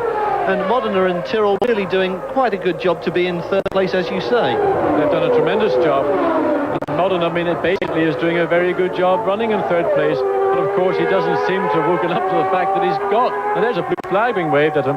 That ought to give him a chance to look at his mirrors. He's not gaining anything by running in front of Senna like this. It's not going to enhance his career as a Grand Prix driver. He's doing a good enough job in third place. But when the leader is catching you and is almost about to lap you, you've no reason not to let him go through. Well, the gap between Senna and Berger, as you can see, 15 seconds, give or take a 10, and that's really not likely to make much difference to Ayrton Senna. But more blue flags waving. This is Senna's moment, and again.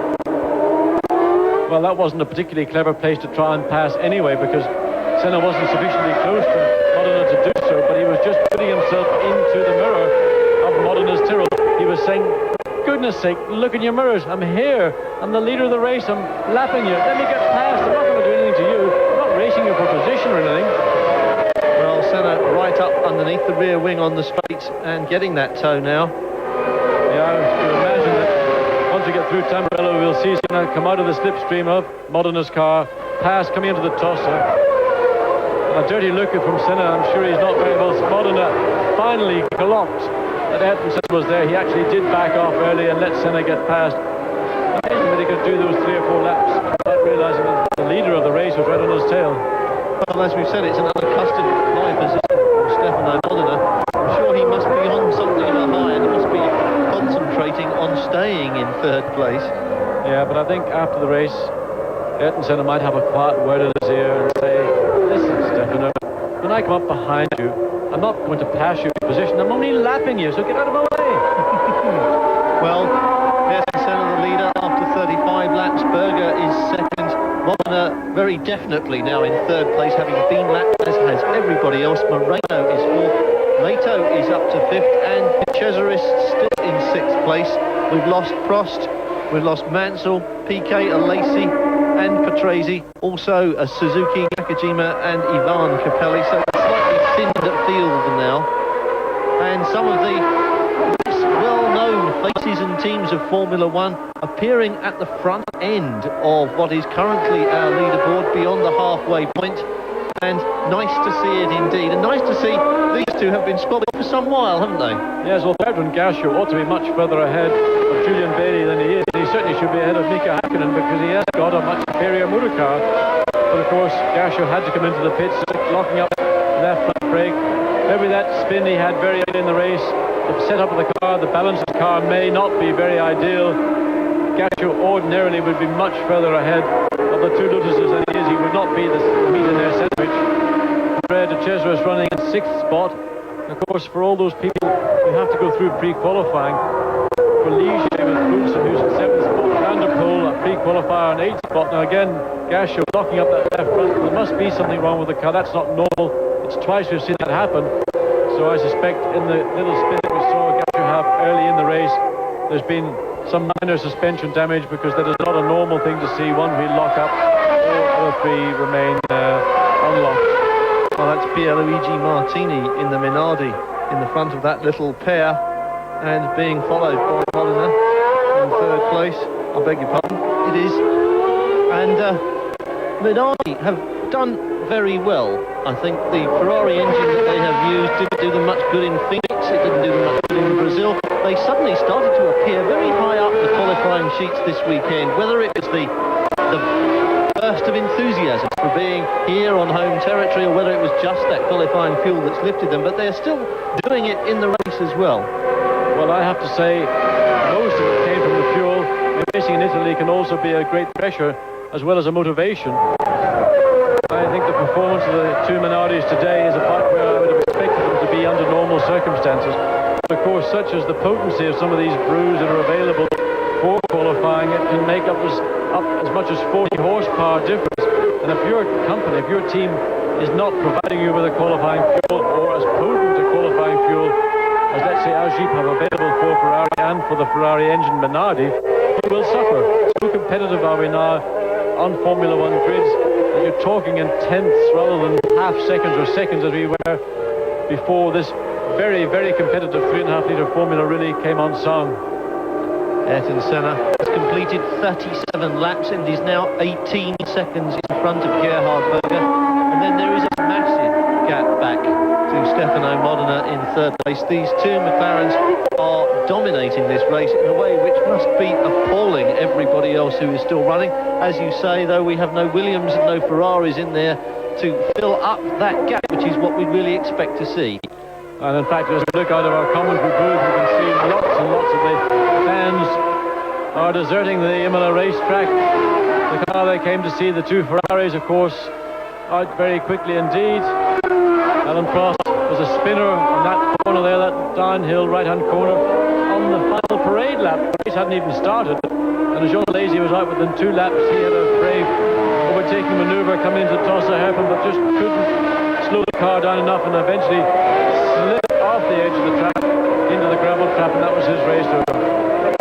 Well, Senna leader, Berger in 2nd place. The Ferrari's out of it. And as you so rightly say, the Tifosi now deserting this racetrack in their droves. The only advantage of all this, of course, it makes everybody's life here a lot easier when we leave this evening to go to the airport. But really a great shame indeed, because Ferrari are such a vital part of Grand Prix racing, and to lose those two cars within the first 2 laps of the race, well, I mean, apart from any disappointment to the fans that come to Imola, to us it's always a disappointment.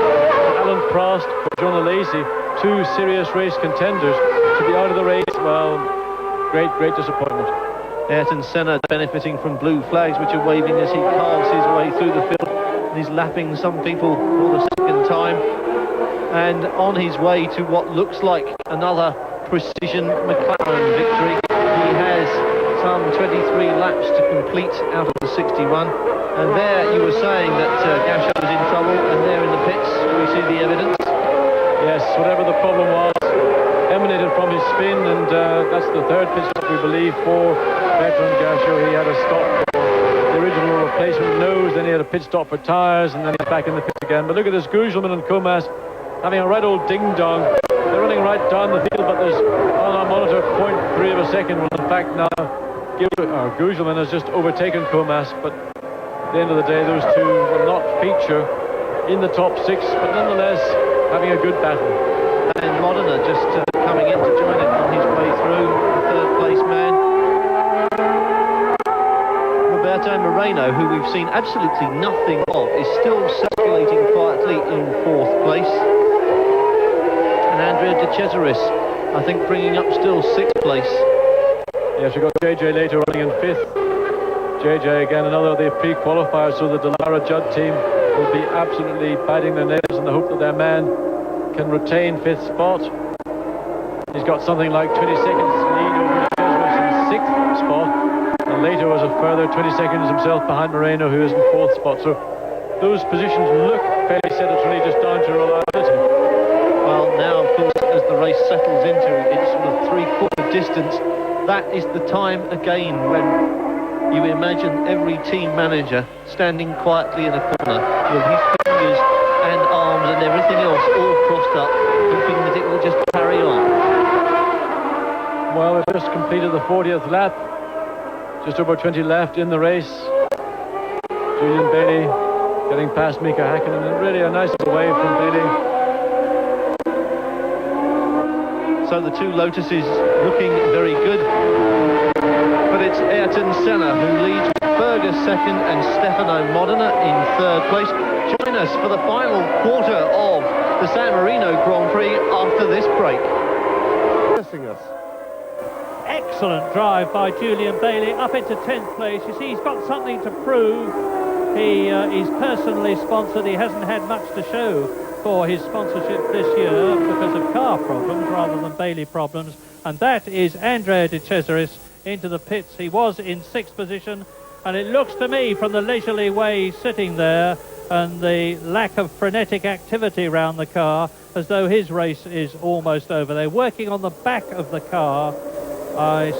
It may be gearbox, it may be something, a loose diffuser, something like that, but whatever it is, it means that now Pierluigi Martini has moved up into 6th position as Roberto Moreno laps Van der Poel in 8th position. On this, the 41st lap out of 61, Ayrton Senna leads his teammate Gerhard Berger, both of them in the McLaren Honda V12s, by 16 seconds, and Senna is lapping consistently the fastest of all, even though he has this very substantial lead.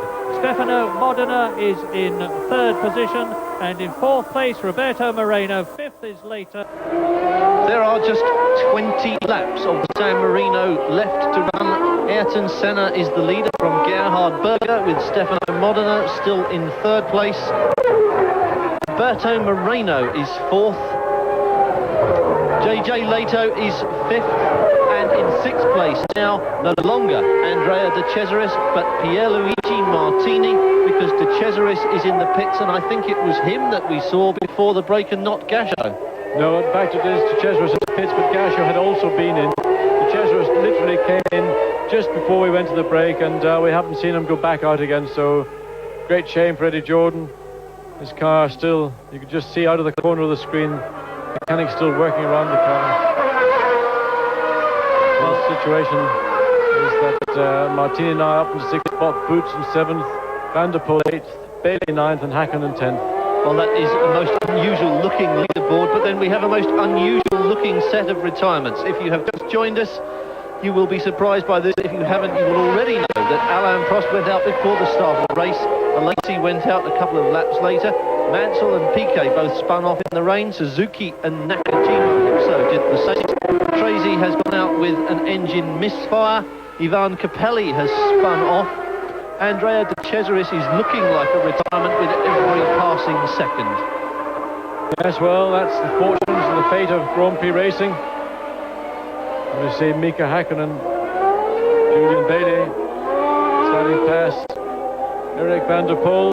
Bailey's progress really has been very, very impressive indeed. Bailey's first drive this year in the Grand Prix, tried twice, Phoenix in Brazil, and because of the electronic gremlins the car had, he didn't make it. Certainly making up for it now with Mark Blundell's going slowly there. That's the result of a spin, or he's got a problem. Thierry Boutsen in now for the second time for another set of tyres. Probably again the consequence of running on a softer D compound on an abrasive track. Well, Ayrton Senna still out there in the lead. This is Gerhard Berger, second place man. And that's Stefano Modena, his car coming to a stop. That's Modena, who was only in the 3rd spot, and that's about to evaporate for him. I think we can safely add Stefano Modena to the list of retirements, and that changes everything. The Imola circuit is proving rather a hard one. It is a hard circuit, but this is very unusual because we expect after the start of a race such as we had with rain that everything isn't going to get abused in the early part of a race. But we've had such a high rate of retirements. Well, Modena gesturing that he wants to be pushed off the track. He knows his day's work is finished. In the meantime, this man, Ayrton Senna, just continues just unbelievably in the lead of yet another Grand Prix, and no one there to challenge him at all. 14.5 seconds ahead of teammate Berger. The situation now really set for a McLaren 1-2, but of course we've still got just under the 20 laps left to run, and anything can happen. But I must imagine the way McLaren put cars together, it is not luck that they win motor races, it's because they do a better job than anybody else. Well, the list of retirements has aided someone very quiet. Roberto Moreno has just slipped his way up into 3rd place.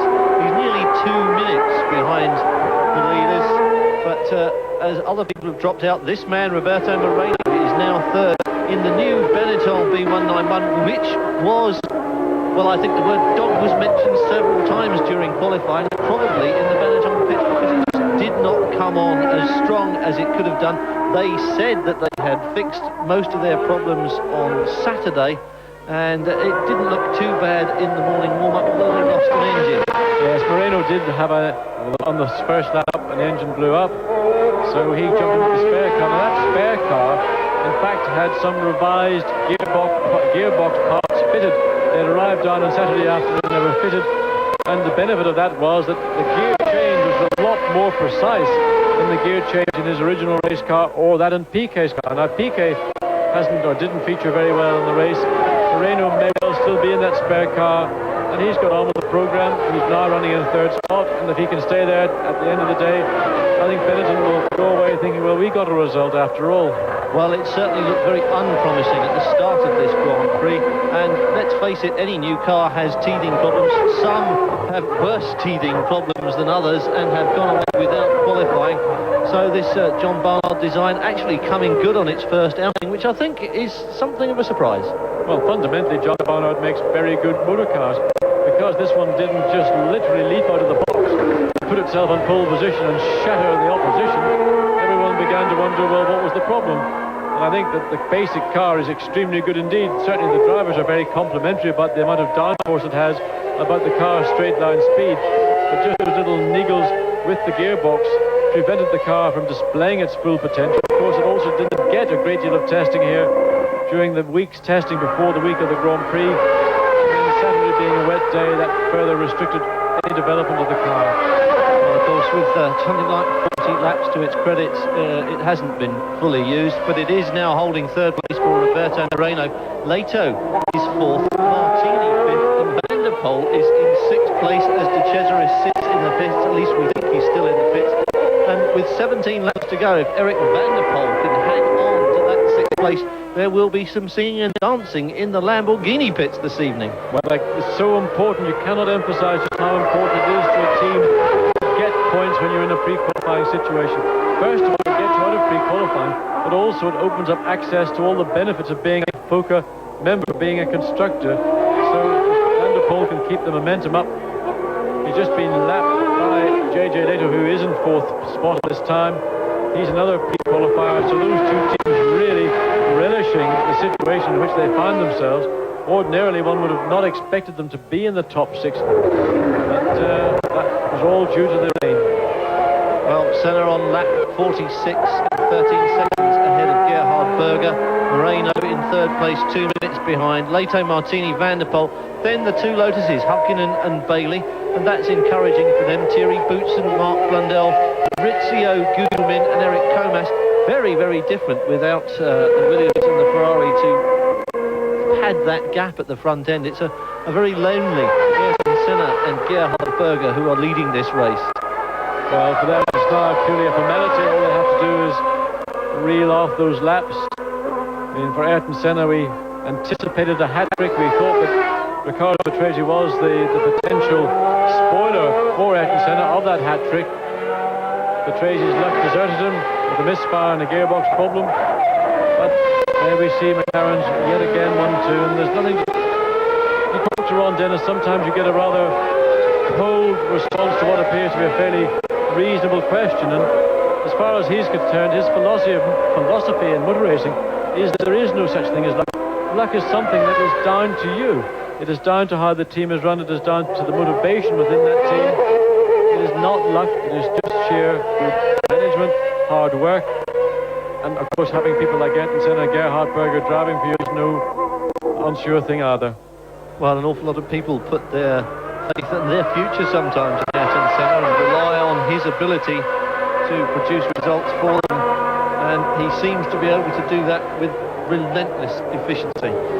Ayrton Senna, we've watched his car control on this circuit in different circumstances over the course of this weekend.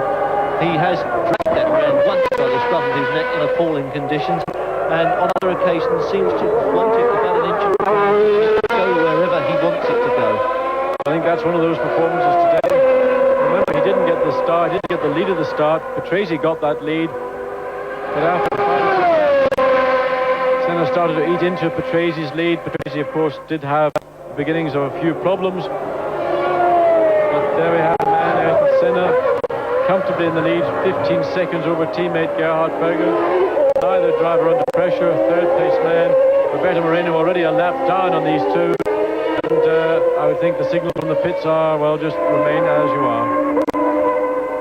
Well, we have 47 laps completed. The leader is on lap 48. There are 61 laps on the programme, so we are coming towards the end of this race. And I should think there must be an awful lot of people now on the track and in the pits who have their fingers crossed and are just hoping that nothing changes between now and that checkered flag, because some people are going to get a better result than they dared to hope for when they arrived here in the beginning of this week. Well, here we're looking at one of those people, Julian Bailey and teammate Mika Hakkinen. Lotus, I'm sure, never dreamt they would be on the verge of picking up points there. Hakkinen and Bailey are running 7th and 8th. They just need one of those top 6 cars to stop before the end of the race, and that will give us the chance of getting 1 point. And really, when you consider the difficulties the team was in throughout the winter, and the fact that they're running on a shoestring budget, it would be really, I think, a very fair reward for that team if they could be in a position to pick up 1 point. Of course, that means somebody's going to drop out of the top 6. Well, the top 6 at the moment looking fairly static. Ayrton Senna is the leader, from Gerhard Berger in second place. Moreno is third. We'll see the end of the race in a moment. Join us again after this break. Are out. Both the Brabhams are still running. Neither of the footwork Porsche cars started. because Michele Alboreto, who had hurt himself here at Imola, just wasn't able to qualify any more than his teammate Alex Caffey was. Both the Lotus cars are still running, and only one of the Leighton House cars is still running in the race, that of Mauricio Gugelmin, who is in 11th place. Nelson Piquet has long since disappeared for Benetton, although Moreno is still holding that third position. Only one of the Dellaras started, that of JJ Leto, who is in 4th position and looking as though he's going to score his first World Championship points. JJ Leto, who started racing for the Onyx team last year. Martini is still running for Minardi, but Morbidelli has disappeared a long time ago. Both the Ligiers still running, as I said. Both the Ferraris out right at the beginning of the race, crossed before it even started. Both, sadly, the Lola Fords of Gerard Larousse's team out. And welcome back to Imola for the closing stages of the San Marino Grand Prix, the 11th San Marino Grand Prix, the third round of the 1991 Formula One World Championship, which has been dominated so far this year by Ayrton Senna. First in Phoenix, first again in Brazil, and currently first in San Marino by about 14 seconds over teammate Gerhard Berger, and then by a lap by 2 minutes over Roberto Moreno in the new Benetton Ford. This is domination, and you can spell that with as many capital letters as you like. Yes, Ayrton Senna now just into the final stages of the race. Gerhard Berger, his teammate, that's the distance they are apart. Just over 15 seconds. Third place man Roberto Moreno. Now we're looking down on Moreno's pits, and we think that there is the possibility Moreno might be coming in for a tyre stop. He's got over 20 seconds of the lead on 4th place man JJ Leto. Well, that's not really enough to come in here, even in a very fast pit lane like we have in Imola, to come in, slow down, change wheels, go back out again and not lose position. Another man we just saw there, we got a picture, was Thierry Boutsen. He is now up into 7th spot. He's gotten past the two Lotuses, Mika Hakkinen back into 8th spot, Julian Bailey on his gearbox in 9th. These two really, well, not racing for anything other than, I think, the pride of the team and an individual. Look at Bailey trying to come out of the slipstream of Hakkinen. Well, Hakkinen did concede. I think that he was being quite gentlemanly about that.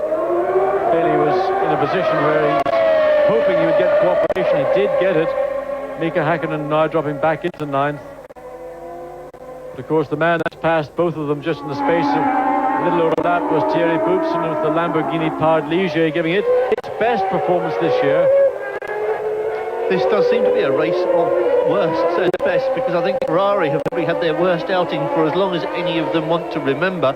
Alain Prost has definitely had the worst day of his career, I should think. And on the other extreme, Lotus and Lamborghini in the shape of Eric van der Poel have been having their very best day. And so too perhaps were Tyrrell until disaster struck. Yes, and in fact I'm wondering, are people like Alain Prost and a few others beginning to wonder the wisdom of having the championship scoring system changed to include all your events this year, not just your best 11 as we've seen over the last number of years. Had it been the old system, well, by not scoring here today, not even starting the race here today, would have given Alain Prost the chance to fight on another day. But now every race counts, and of course Ayrton Senna's on course for 10 points. Alain Prost has had no chance whatsoever, and really Alain Prost must begin to wonder what has he got to do to try and make up that deficiency. Although we're only into the third event of the year, if Senna wins, he is going to have something like 21 points advantage over Alain Prost. Well, this is the battle for 6th place that you are looking at. Eric van der Poel has got the Lambo into 6th place at the moment. If he can hold it there for another 15 laps or so, he picks up that vital point which will lift him from pre-qualifying. Behind him, though, is Thierry Boutsen, who, as you were saying, John, is on a bit of a charge at the moment. Yes, but the engine in Thierry Boutsen's car, a Lamborghini engine, as Eric van der Poel, appears to me to be breathing very heavily. You can see on the overrun as he comes up to a corner, you see the puff of smoke coming out of the back. That indicates, well, there could be a problem that may not allow Boutsen either to get past van der Poel, but more to the point, make it to the finish of this race. Well, van der Poel holding him off, and that smoke now becoming quite marked. Instead of just a little puff, it's a permanent dribble. So perhaps Boutsen knows that he's got a problem and is making the most of his moment. Yes, well, that's usually an indication that an engine's about to pitch. That means blow up. hard indeed. Van der Poel with the Lamborghini engine and the Lamborghini car. The two cars really probably not great difference in performance. The difference lies with Boutsen, who is undoubtedly the more experienced of the two Belgian drivers.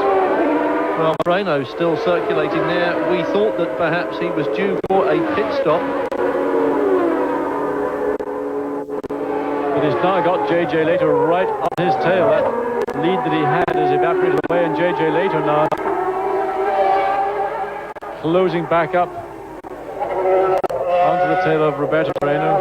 Well, as we were saying, this car, brand new, out of the box, hasn't had the world's greatest test program because time has not allowed it to do so.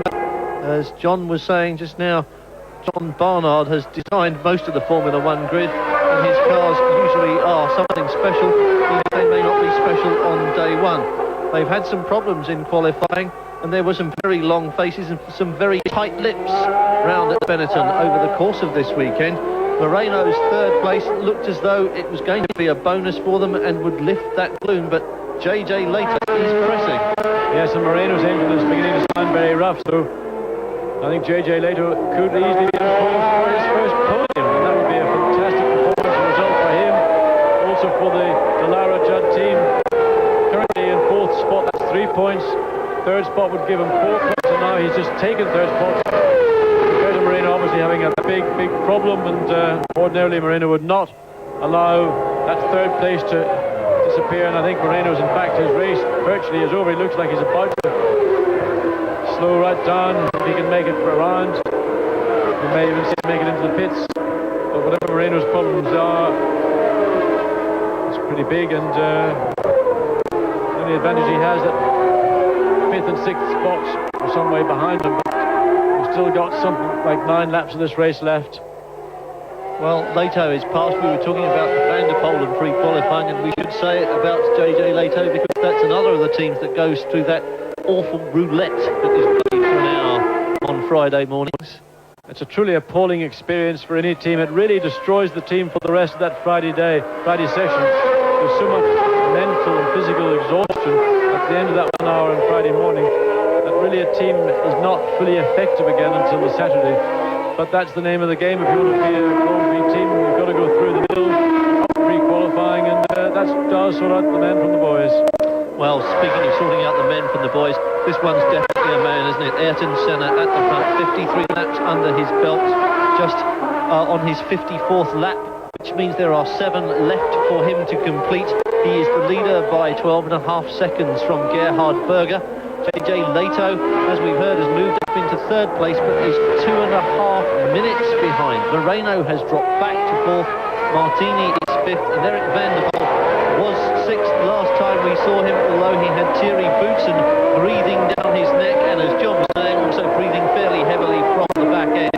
Well, Boutsen appears to be dropping away from Van der Poel. We saw him very, very close to Van der Poel. Now the gap appears to have widened again, and I suspect that oil smoke vapor we saw coming out of the rear of his Ligier Lamborghini was the telltale sign that Thierry Boutsen has got a problem with the car. It appears to have stopped now. That probably means there's not very much oil left in that engine. Well, moves over and that Senna past, as Van der Poel I'm sure will do, because he saw Senna coming last time around and stepped out of the way very smartly indeed. Very much the new boy in Formula One and very much aware of it. Well, it's very good to see a young driver, a new driver in Formula One, remembering that the mirrors that are on his car are there for a purpose. We saw a poor example of that from Stefano Malti, who went for almost 2 laps, keeping race leader Ayrton Senna behind him. Now, a driver of his experience ought to know better than that, but Van der Poel, a young guy in a relatively uncompetitive car in a very new team, doing an extremely good job. Well, we've been happy to see Julian Bailey and Mika Hakkinen just fringing on the points there. A bit disappointing that after a good start we seem to have lost track of the Jordans of Gachot and De Cesaris, and a disappointing weekend perhaps again for Jordan. Yes, it was a very disappointing weekend, and especially on a day like today, because these races, a wet race and then turning dry, they are a lottery. And when you get gift horse like Alan Prost falling off, Patrese going out, Alesi going out, Mansell going out, all very early, you've got to be in a position you've got to take advantage of those situations. Now, obviously, a team doesn't intend to have a mechanical unreliability problem, but there you go. You've got to be, as we see here, JJ Leto and his Dallara Judd, they've been able to take full advantage. He's now in third spot, and if he can maintain that until the end, that will guarantee, I can assure you now, that will guarantee Dallara coming out of pre-qualifying at the switchover in the middle of the season. Well, Ayrton Senna is the leader. Gerhard Berger is catching him at 2 seconds a lap. Join us again after the break for the end of the San Marino Grand Prix. 0.531, that must be threatening the lap record, and that is a new lap record. So, he's being allowed to have a bit of fun. Let's see if in the remaining laps, we've got a few more of them, whether Senna will be allowed to have a go at it. Well, let's stir up a bit of controversy by hypothesising that Senna... You remember what happened in Phoenix, when, unbeknown to us, Ayrton Senna had gearbox trouble, and Riccardo Patrese was reeling him in and only just failed to win because in Brazil, because he too had gearbox trouble. I'm talking about the second race of the year. I wonder, we'll watch this gap very carefully indeed. It was 9 seconds on lap 55, 9.7 to be exact. And if it's a lot less than that, the next time they go through, it may be that Ayrton Senna has got a problem. Well, here is Gerhard Berger going through anyway. 9.7 seconds was the gap. And just to prove me totally wrong, it's now 11.2 seconds because Senna has gone round 1.5 seconds faster than his teammate. No problem for Ayrton then. Lap 57, out of... Welcome back to Imola. The leaders of the San Marino Grand Prix, Ayrton Senna in front, are on lap 57 out of 61. This race is nearly over. Senna's lead over Gerhard Berger is shrinking rapidly, or it was shrinking rapidly, but Senna appears to have responded somewhat. Yes, it came down to under 10 seconds. Now it's back up to over 11 seconds. Ayrton just yet again realised that, well, maybe I'd like to have more than those few seconds in hand over Gerhard Berger.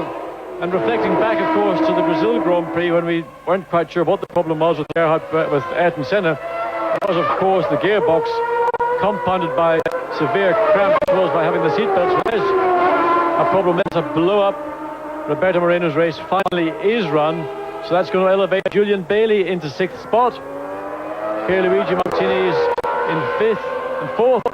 Van der Poel 5th, Bailey 6th, and really and truly, I mean, if anybody ever had a quid on this for the final results, they'd made a fortune. Well, certainly I think most people who were betting this weekend had their money on Ayrton Senna and McLaren Honda, and who can blame him for that?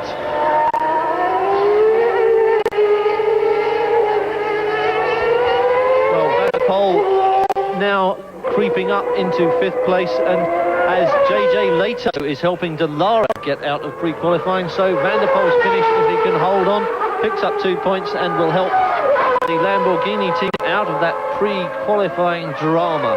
Another team also that's going to benefit is the Minardi Ferrari team here, Pierluigi Martini. They were one of the teams that were facing falling into pre-qualifying. Again, with Martini now in 4th spot, 3 points are going to help their effort. So really, this race has been absolutely crucial to so many people. Those that are having to pre-qualify, and those that were on the bubble that might fall into the pre-qualifying trap. It's been crucial to Ferrari as well, but crucial in the way that they had hoped it would not be, in that both their cars went out very early on. You can't really blame Cesare Fiorio for that, but there are an awful lot of people in Italy who would like to shoot the manager and may well take this as an opportunity.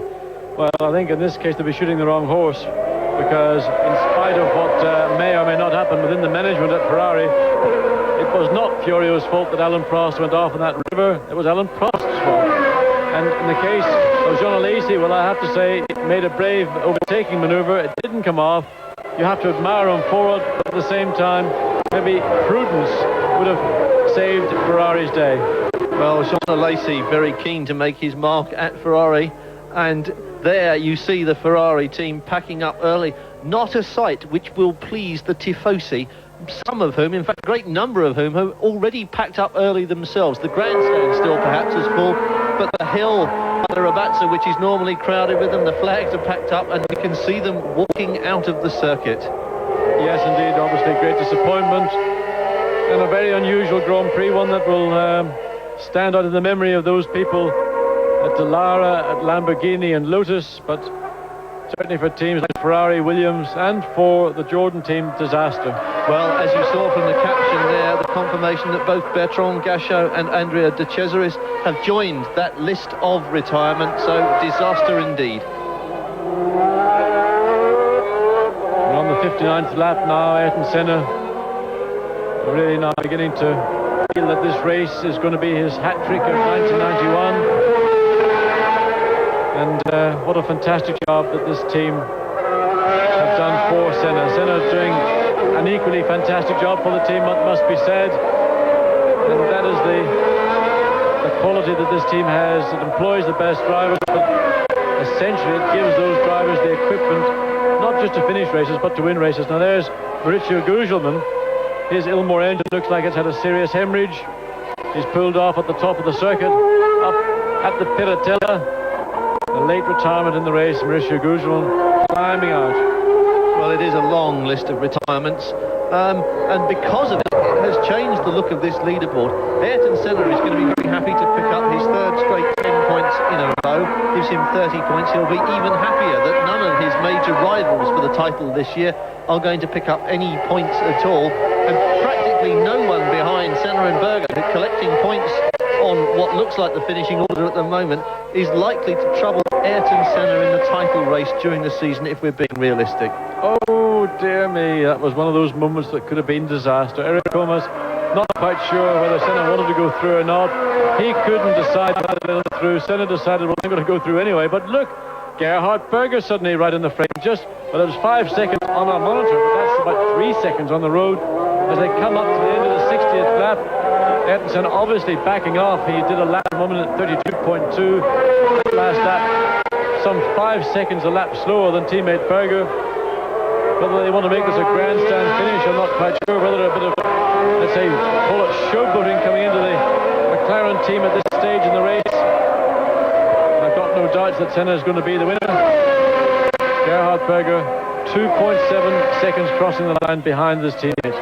Well, it would indeed be nice for McLaren Honda if these two could come across the line almost into vision together. If the pair of these red and white cars cross this line, not side by side, because that won't do anybody any favours, but with Senna just in front and Berger just behind, that would be the result and the photograph that McLaren Honda want to see from Imola.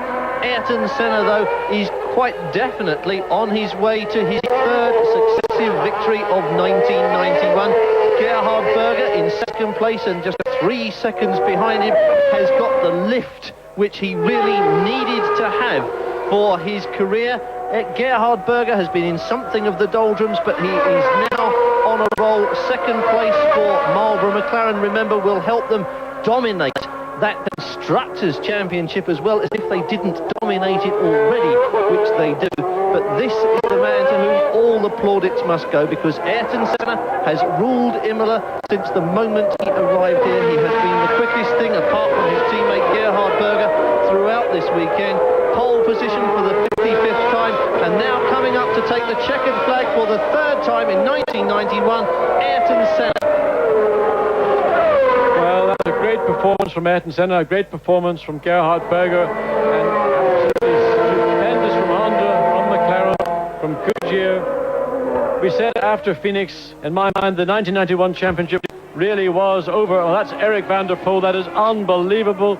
He has just come through the Ravata corner. It appears he is out of fuel.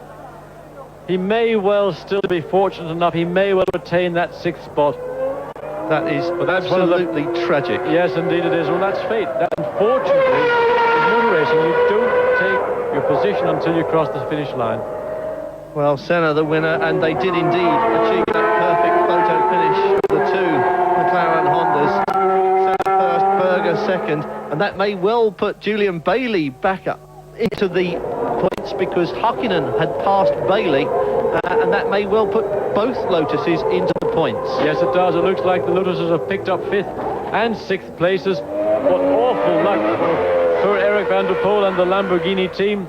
What a gift for Lotus. Remember, they had a tragedy here. One of their mechanics unfortunately died as a result of an accident here last weekend. This is no compensation for that, but at least they can leave Imola with 3 points, and that really is absolutely superb. Well, this San Marino Grand Prix saved its excitement from the beginning to the very end, because we had an upset right at the very end, and there is the classification that says Senna, Berger, JJ Leto third, and they will be pleased about that. Pierluigi Martini fourth, that team will be pleased.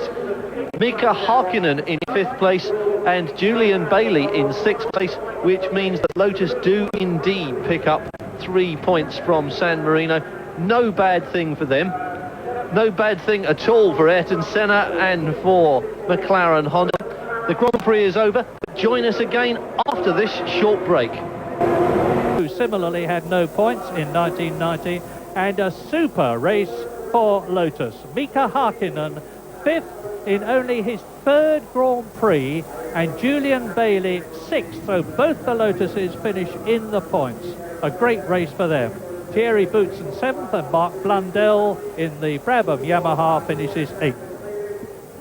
Yes, well, a good day for some of the drivers we don't normally see up in the points. They've had good, reliable races. They don't have competitive cars, but today, the real story of today was the loss of both Ferrari and the Williams team right at the beginning of the race. Prost even went out on the warm-up lap, spun off in a puddle and couldn't get going again. And Alesi also threw his race away in the Ferrari after a couple of laps with a little bit of over-aggressive and inexperienced driving, which no doubt Ferrari will not let him forget for a while. But that really ruined the race, and I was saying just before the race that the wet conditions normally ups mechanical reliability rather than downed it, but of course that doesn't allow for the brains inside these semi-automatic gearboxes, which in Williams' team, I think, or certainly in Mansell's case, was his problem. In fact, Patrese had a little bit of an electrical problem on his engine to start off with, then a gearbox problem later. So, unfortunately, mechanical reliability took the Williams team out, driver error took the Ferraris out, and that sadly left McLaren's absolutely on their own, really, to dominate this race. But it did give a lot of the people we don't see so much of a chance to show their abilities, and the men of the race from the back of the grid certainly were the two young lions at the Lotus team, which Mika Hakkinen finally emerged on top after a race-long battle with his teammate Julian Bailey, and they both drove marvellous races to finish 5th and 6th, and that will be just great news for the Lotus team, because they need every little bit of good news they can get at the moment. Yes, indeed they do, and it proves that all the others, Ferrari, Williams, Benetton with a new car, but Williams in particular must be very discouraged, because their car is right with the McLaren in terms of performance while it's running. But this Achilles heel in the form of the semi-automatic gearbox, which makes its own mind up apparently when it's going to change gear, has got to be overcome. It's the Monaco Grand Prix in 2 weeks' time, and that of course is a very different circuit to Imola. Imola fast, open, wide and swinging, and Monaco uphill, downdale, hairpin bends, braking, accelerating. You need a nimble car, and Ayrton Senna has claimed his third successive victory in typical Senna style. Yes, indeed, and as I was saying a little bit earlier, after Phoenix, I said, well, to me, the 1991 championship was all but over. And in fact, when we came to Brazil, then I wondered whether I'd made the right sort of anticipation. But in fact, now we see Ayrton Senna having achieved that hat trick, and he's now got 30 points in the championship, and really, with the McLaren steamroller really getting into action, the championship is going to be very, very hard indeed to be snatched away from Senna, from McLaren. Absolutely fantastic performance from the team, from the drivers, from Honda, from Goodyear, from everybody. And to get their two drivers first and second like this, well, and on a day that was extremely difficult indeed, well, an amazing result. So Senna leads with those 30 points, and really the title looks as if it belongs in a Brazilian pocket almost already. That of course helps McLaren Honda in their chase for the Constructors' title, although it's looking less like a chase and more like a runaway. McLaren Honda have 40 points, Ferrari languish on 10, and there cannot be an Italian heart that is not saddened by that. Williams Renault have 6, they picked up nothing here this weekend, and it has really been a disaster for the number 2 and number 3 teams in Formula 1. Really, I mean, to say the weather was the reason why, that's no excuse. Alan Prost is a very, very experienced driver. He ought to have been more cautious. He is by nature extremely cautious anyway. To get caught out just shows that he is human like everybody else. In the case of Jean Alesi, well, that was impetuosity, that was youth, that was Jean Alesi. And really, one would assume that had he not gone off, he may well have been on the way, certainly to a podium position. I don't think that the Ferrari today, in spite of being at Imola, was a good enough car or a fast enough car to beat the two McLarens in a straight race. As for the Williams, well, Mansell, we don't know why he spun, we just saw him stopping. And Riccardo Patrese was beset by gearbox problem, an electrical misfire. He was the man that really could have upset the McLaren apple cart, but again, he had to retire before half distance, and well, that's the result. The two McLarens utterly dominant, and why should it change? Well, Alesi, the man who could have fired up the Tifosi here, came a cropper on a corner. He outbraved himself. He did say to me before the season started in his best Clouseau voice, I have how you say the earth blood, and he proved it. But this is the man who has the mind of a computer. This, as you said, John, the other day, the closest thing to an astronaut in Formula 1. Ayrton Senna and Gerhard Berger, first and second on the podium. And I dare say your little heart is gladdened to see JJ up there as well. A great performance. JJ Leto is a young driver who has shown a great deal of promise, particularly in Formula 3. In Formula 3000, he didn't convince people quite as much as he did in Formula 3.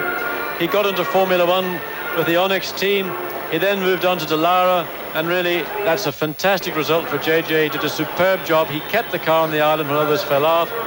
The Dallara team, and also, let's not forget John Judd. His little organisation has produced an engine, a V10 engine, good enough to put JJ Leto on the podium alongside Ayrton Senna and Gerhard Berger with the might of that V10, V12 Honda engine behind them. Well, of course, Judd have had quite a weekend of it, haven't they? If you look at the top 6, it hasn't been a bad outing for them at all. Not at all. Getting 5th and 6th places with Hakkinen and Bailey.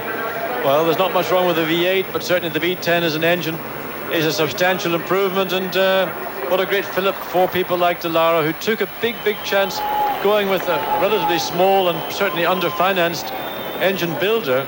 Well, that trust has been rewarded with a wonderful 3rd place. So Ayrton Senna waving the trophies awarded for his victory here. He is not the only person to have won something, though. Remember that we have been running a competition. We asked you, what was Ayrton Senna's Christian name? What nationality? Was he Brazilian? Here are the winners who scored well on that.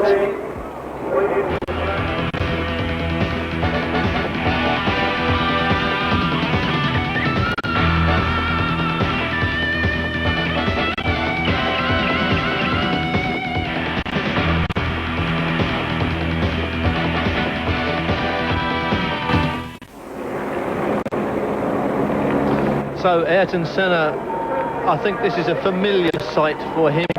Not such a familiar sight perhaps for Gerhard Berger, and definitely unfamiliar for JJ Leto. He gets a trophy to wave as well. This must be a very happy little trio on the podium.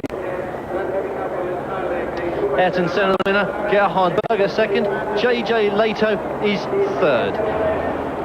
That's the San Marino Grand Prix. The next Grand Prix is Monaco. Before that, we take a look behind the scenes at San Marino, inside track on Thursday the 2nd, 8 o'clock in the UK, 9 o'clock in Europe. The Monaco Grand Prix live here on Eurosport on Sunday, May the 12th. And Ayrton Senna spraying the champagne all over the place. Gerhard Berger, Ayrton Senna, just total domination. From John Watson and myself in San Marino, we leave you with these pictures of the weekend. Pay attention, everybody.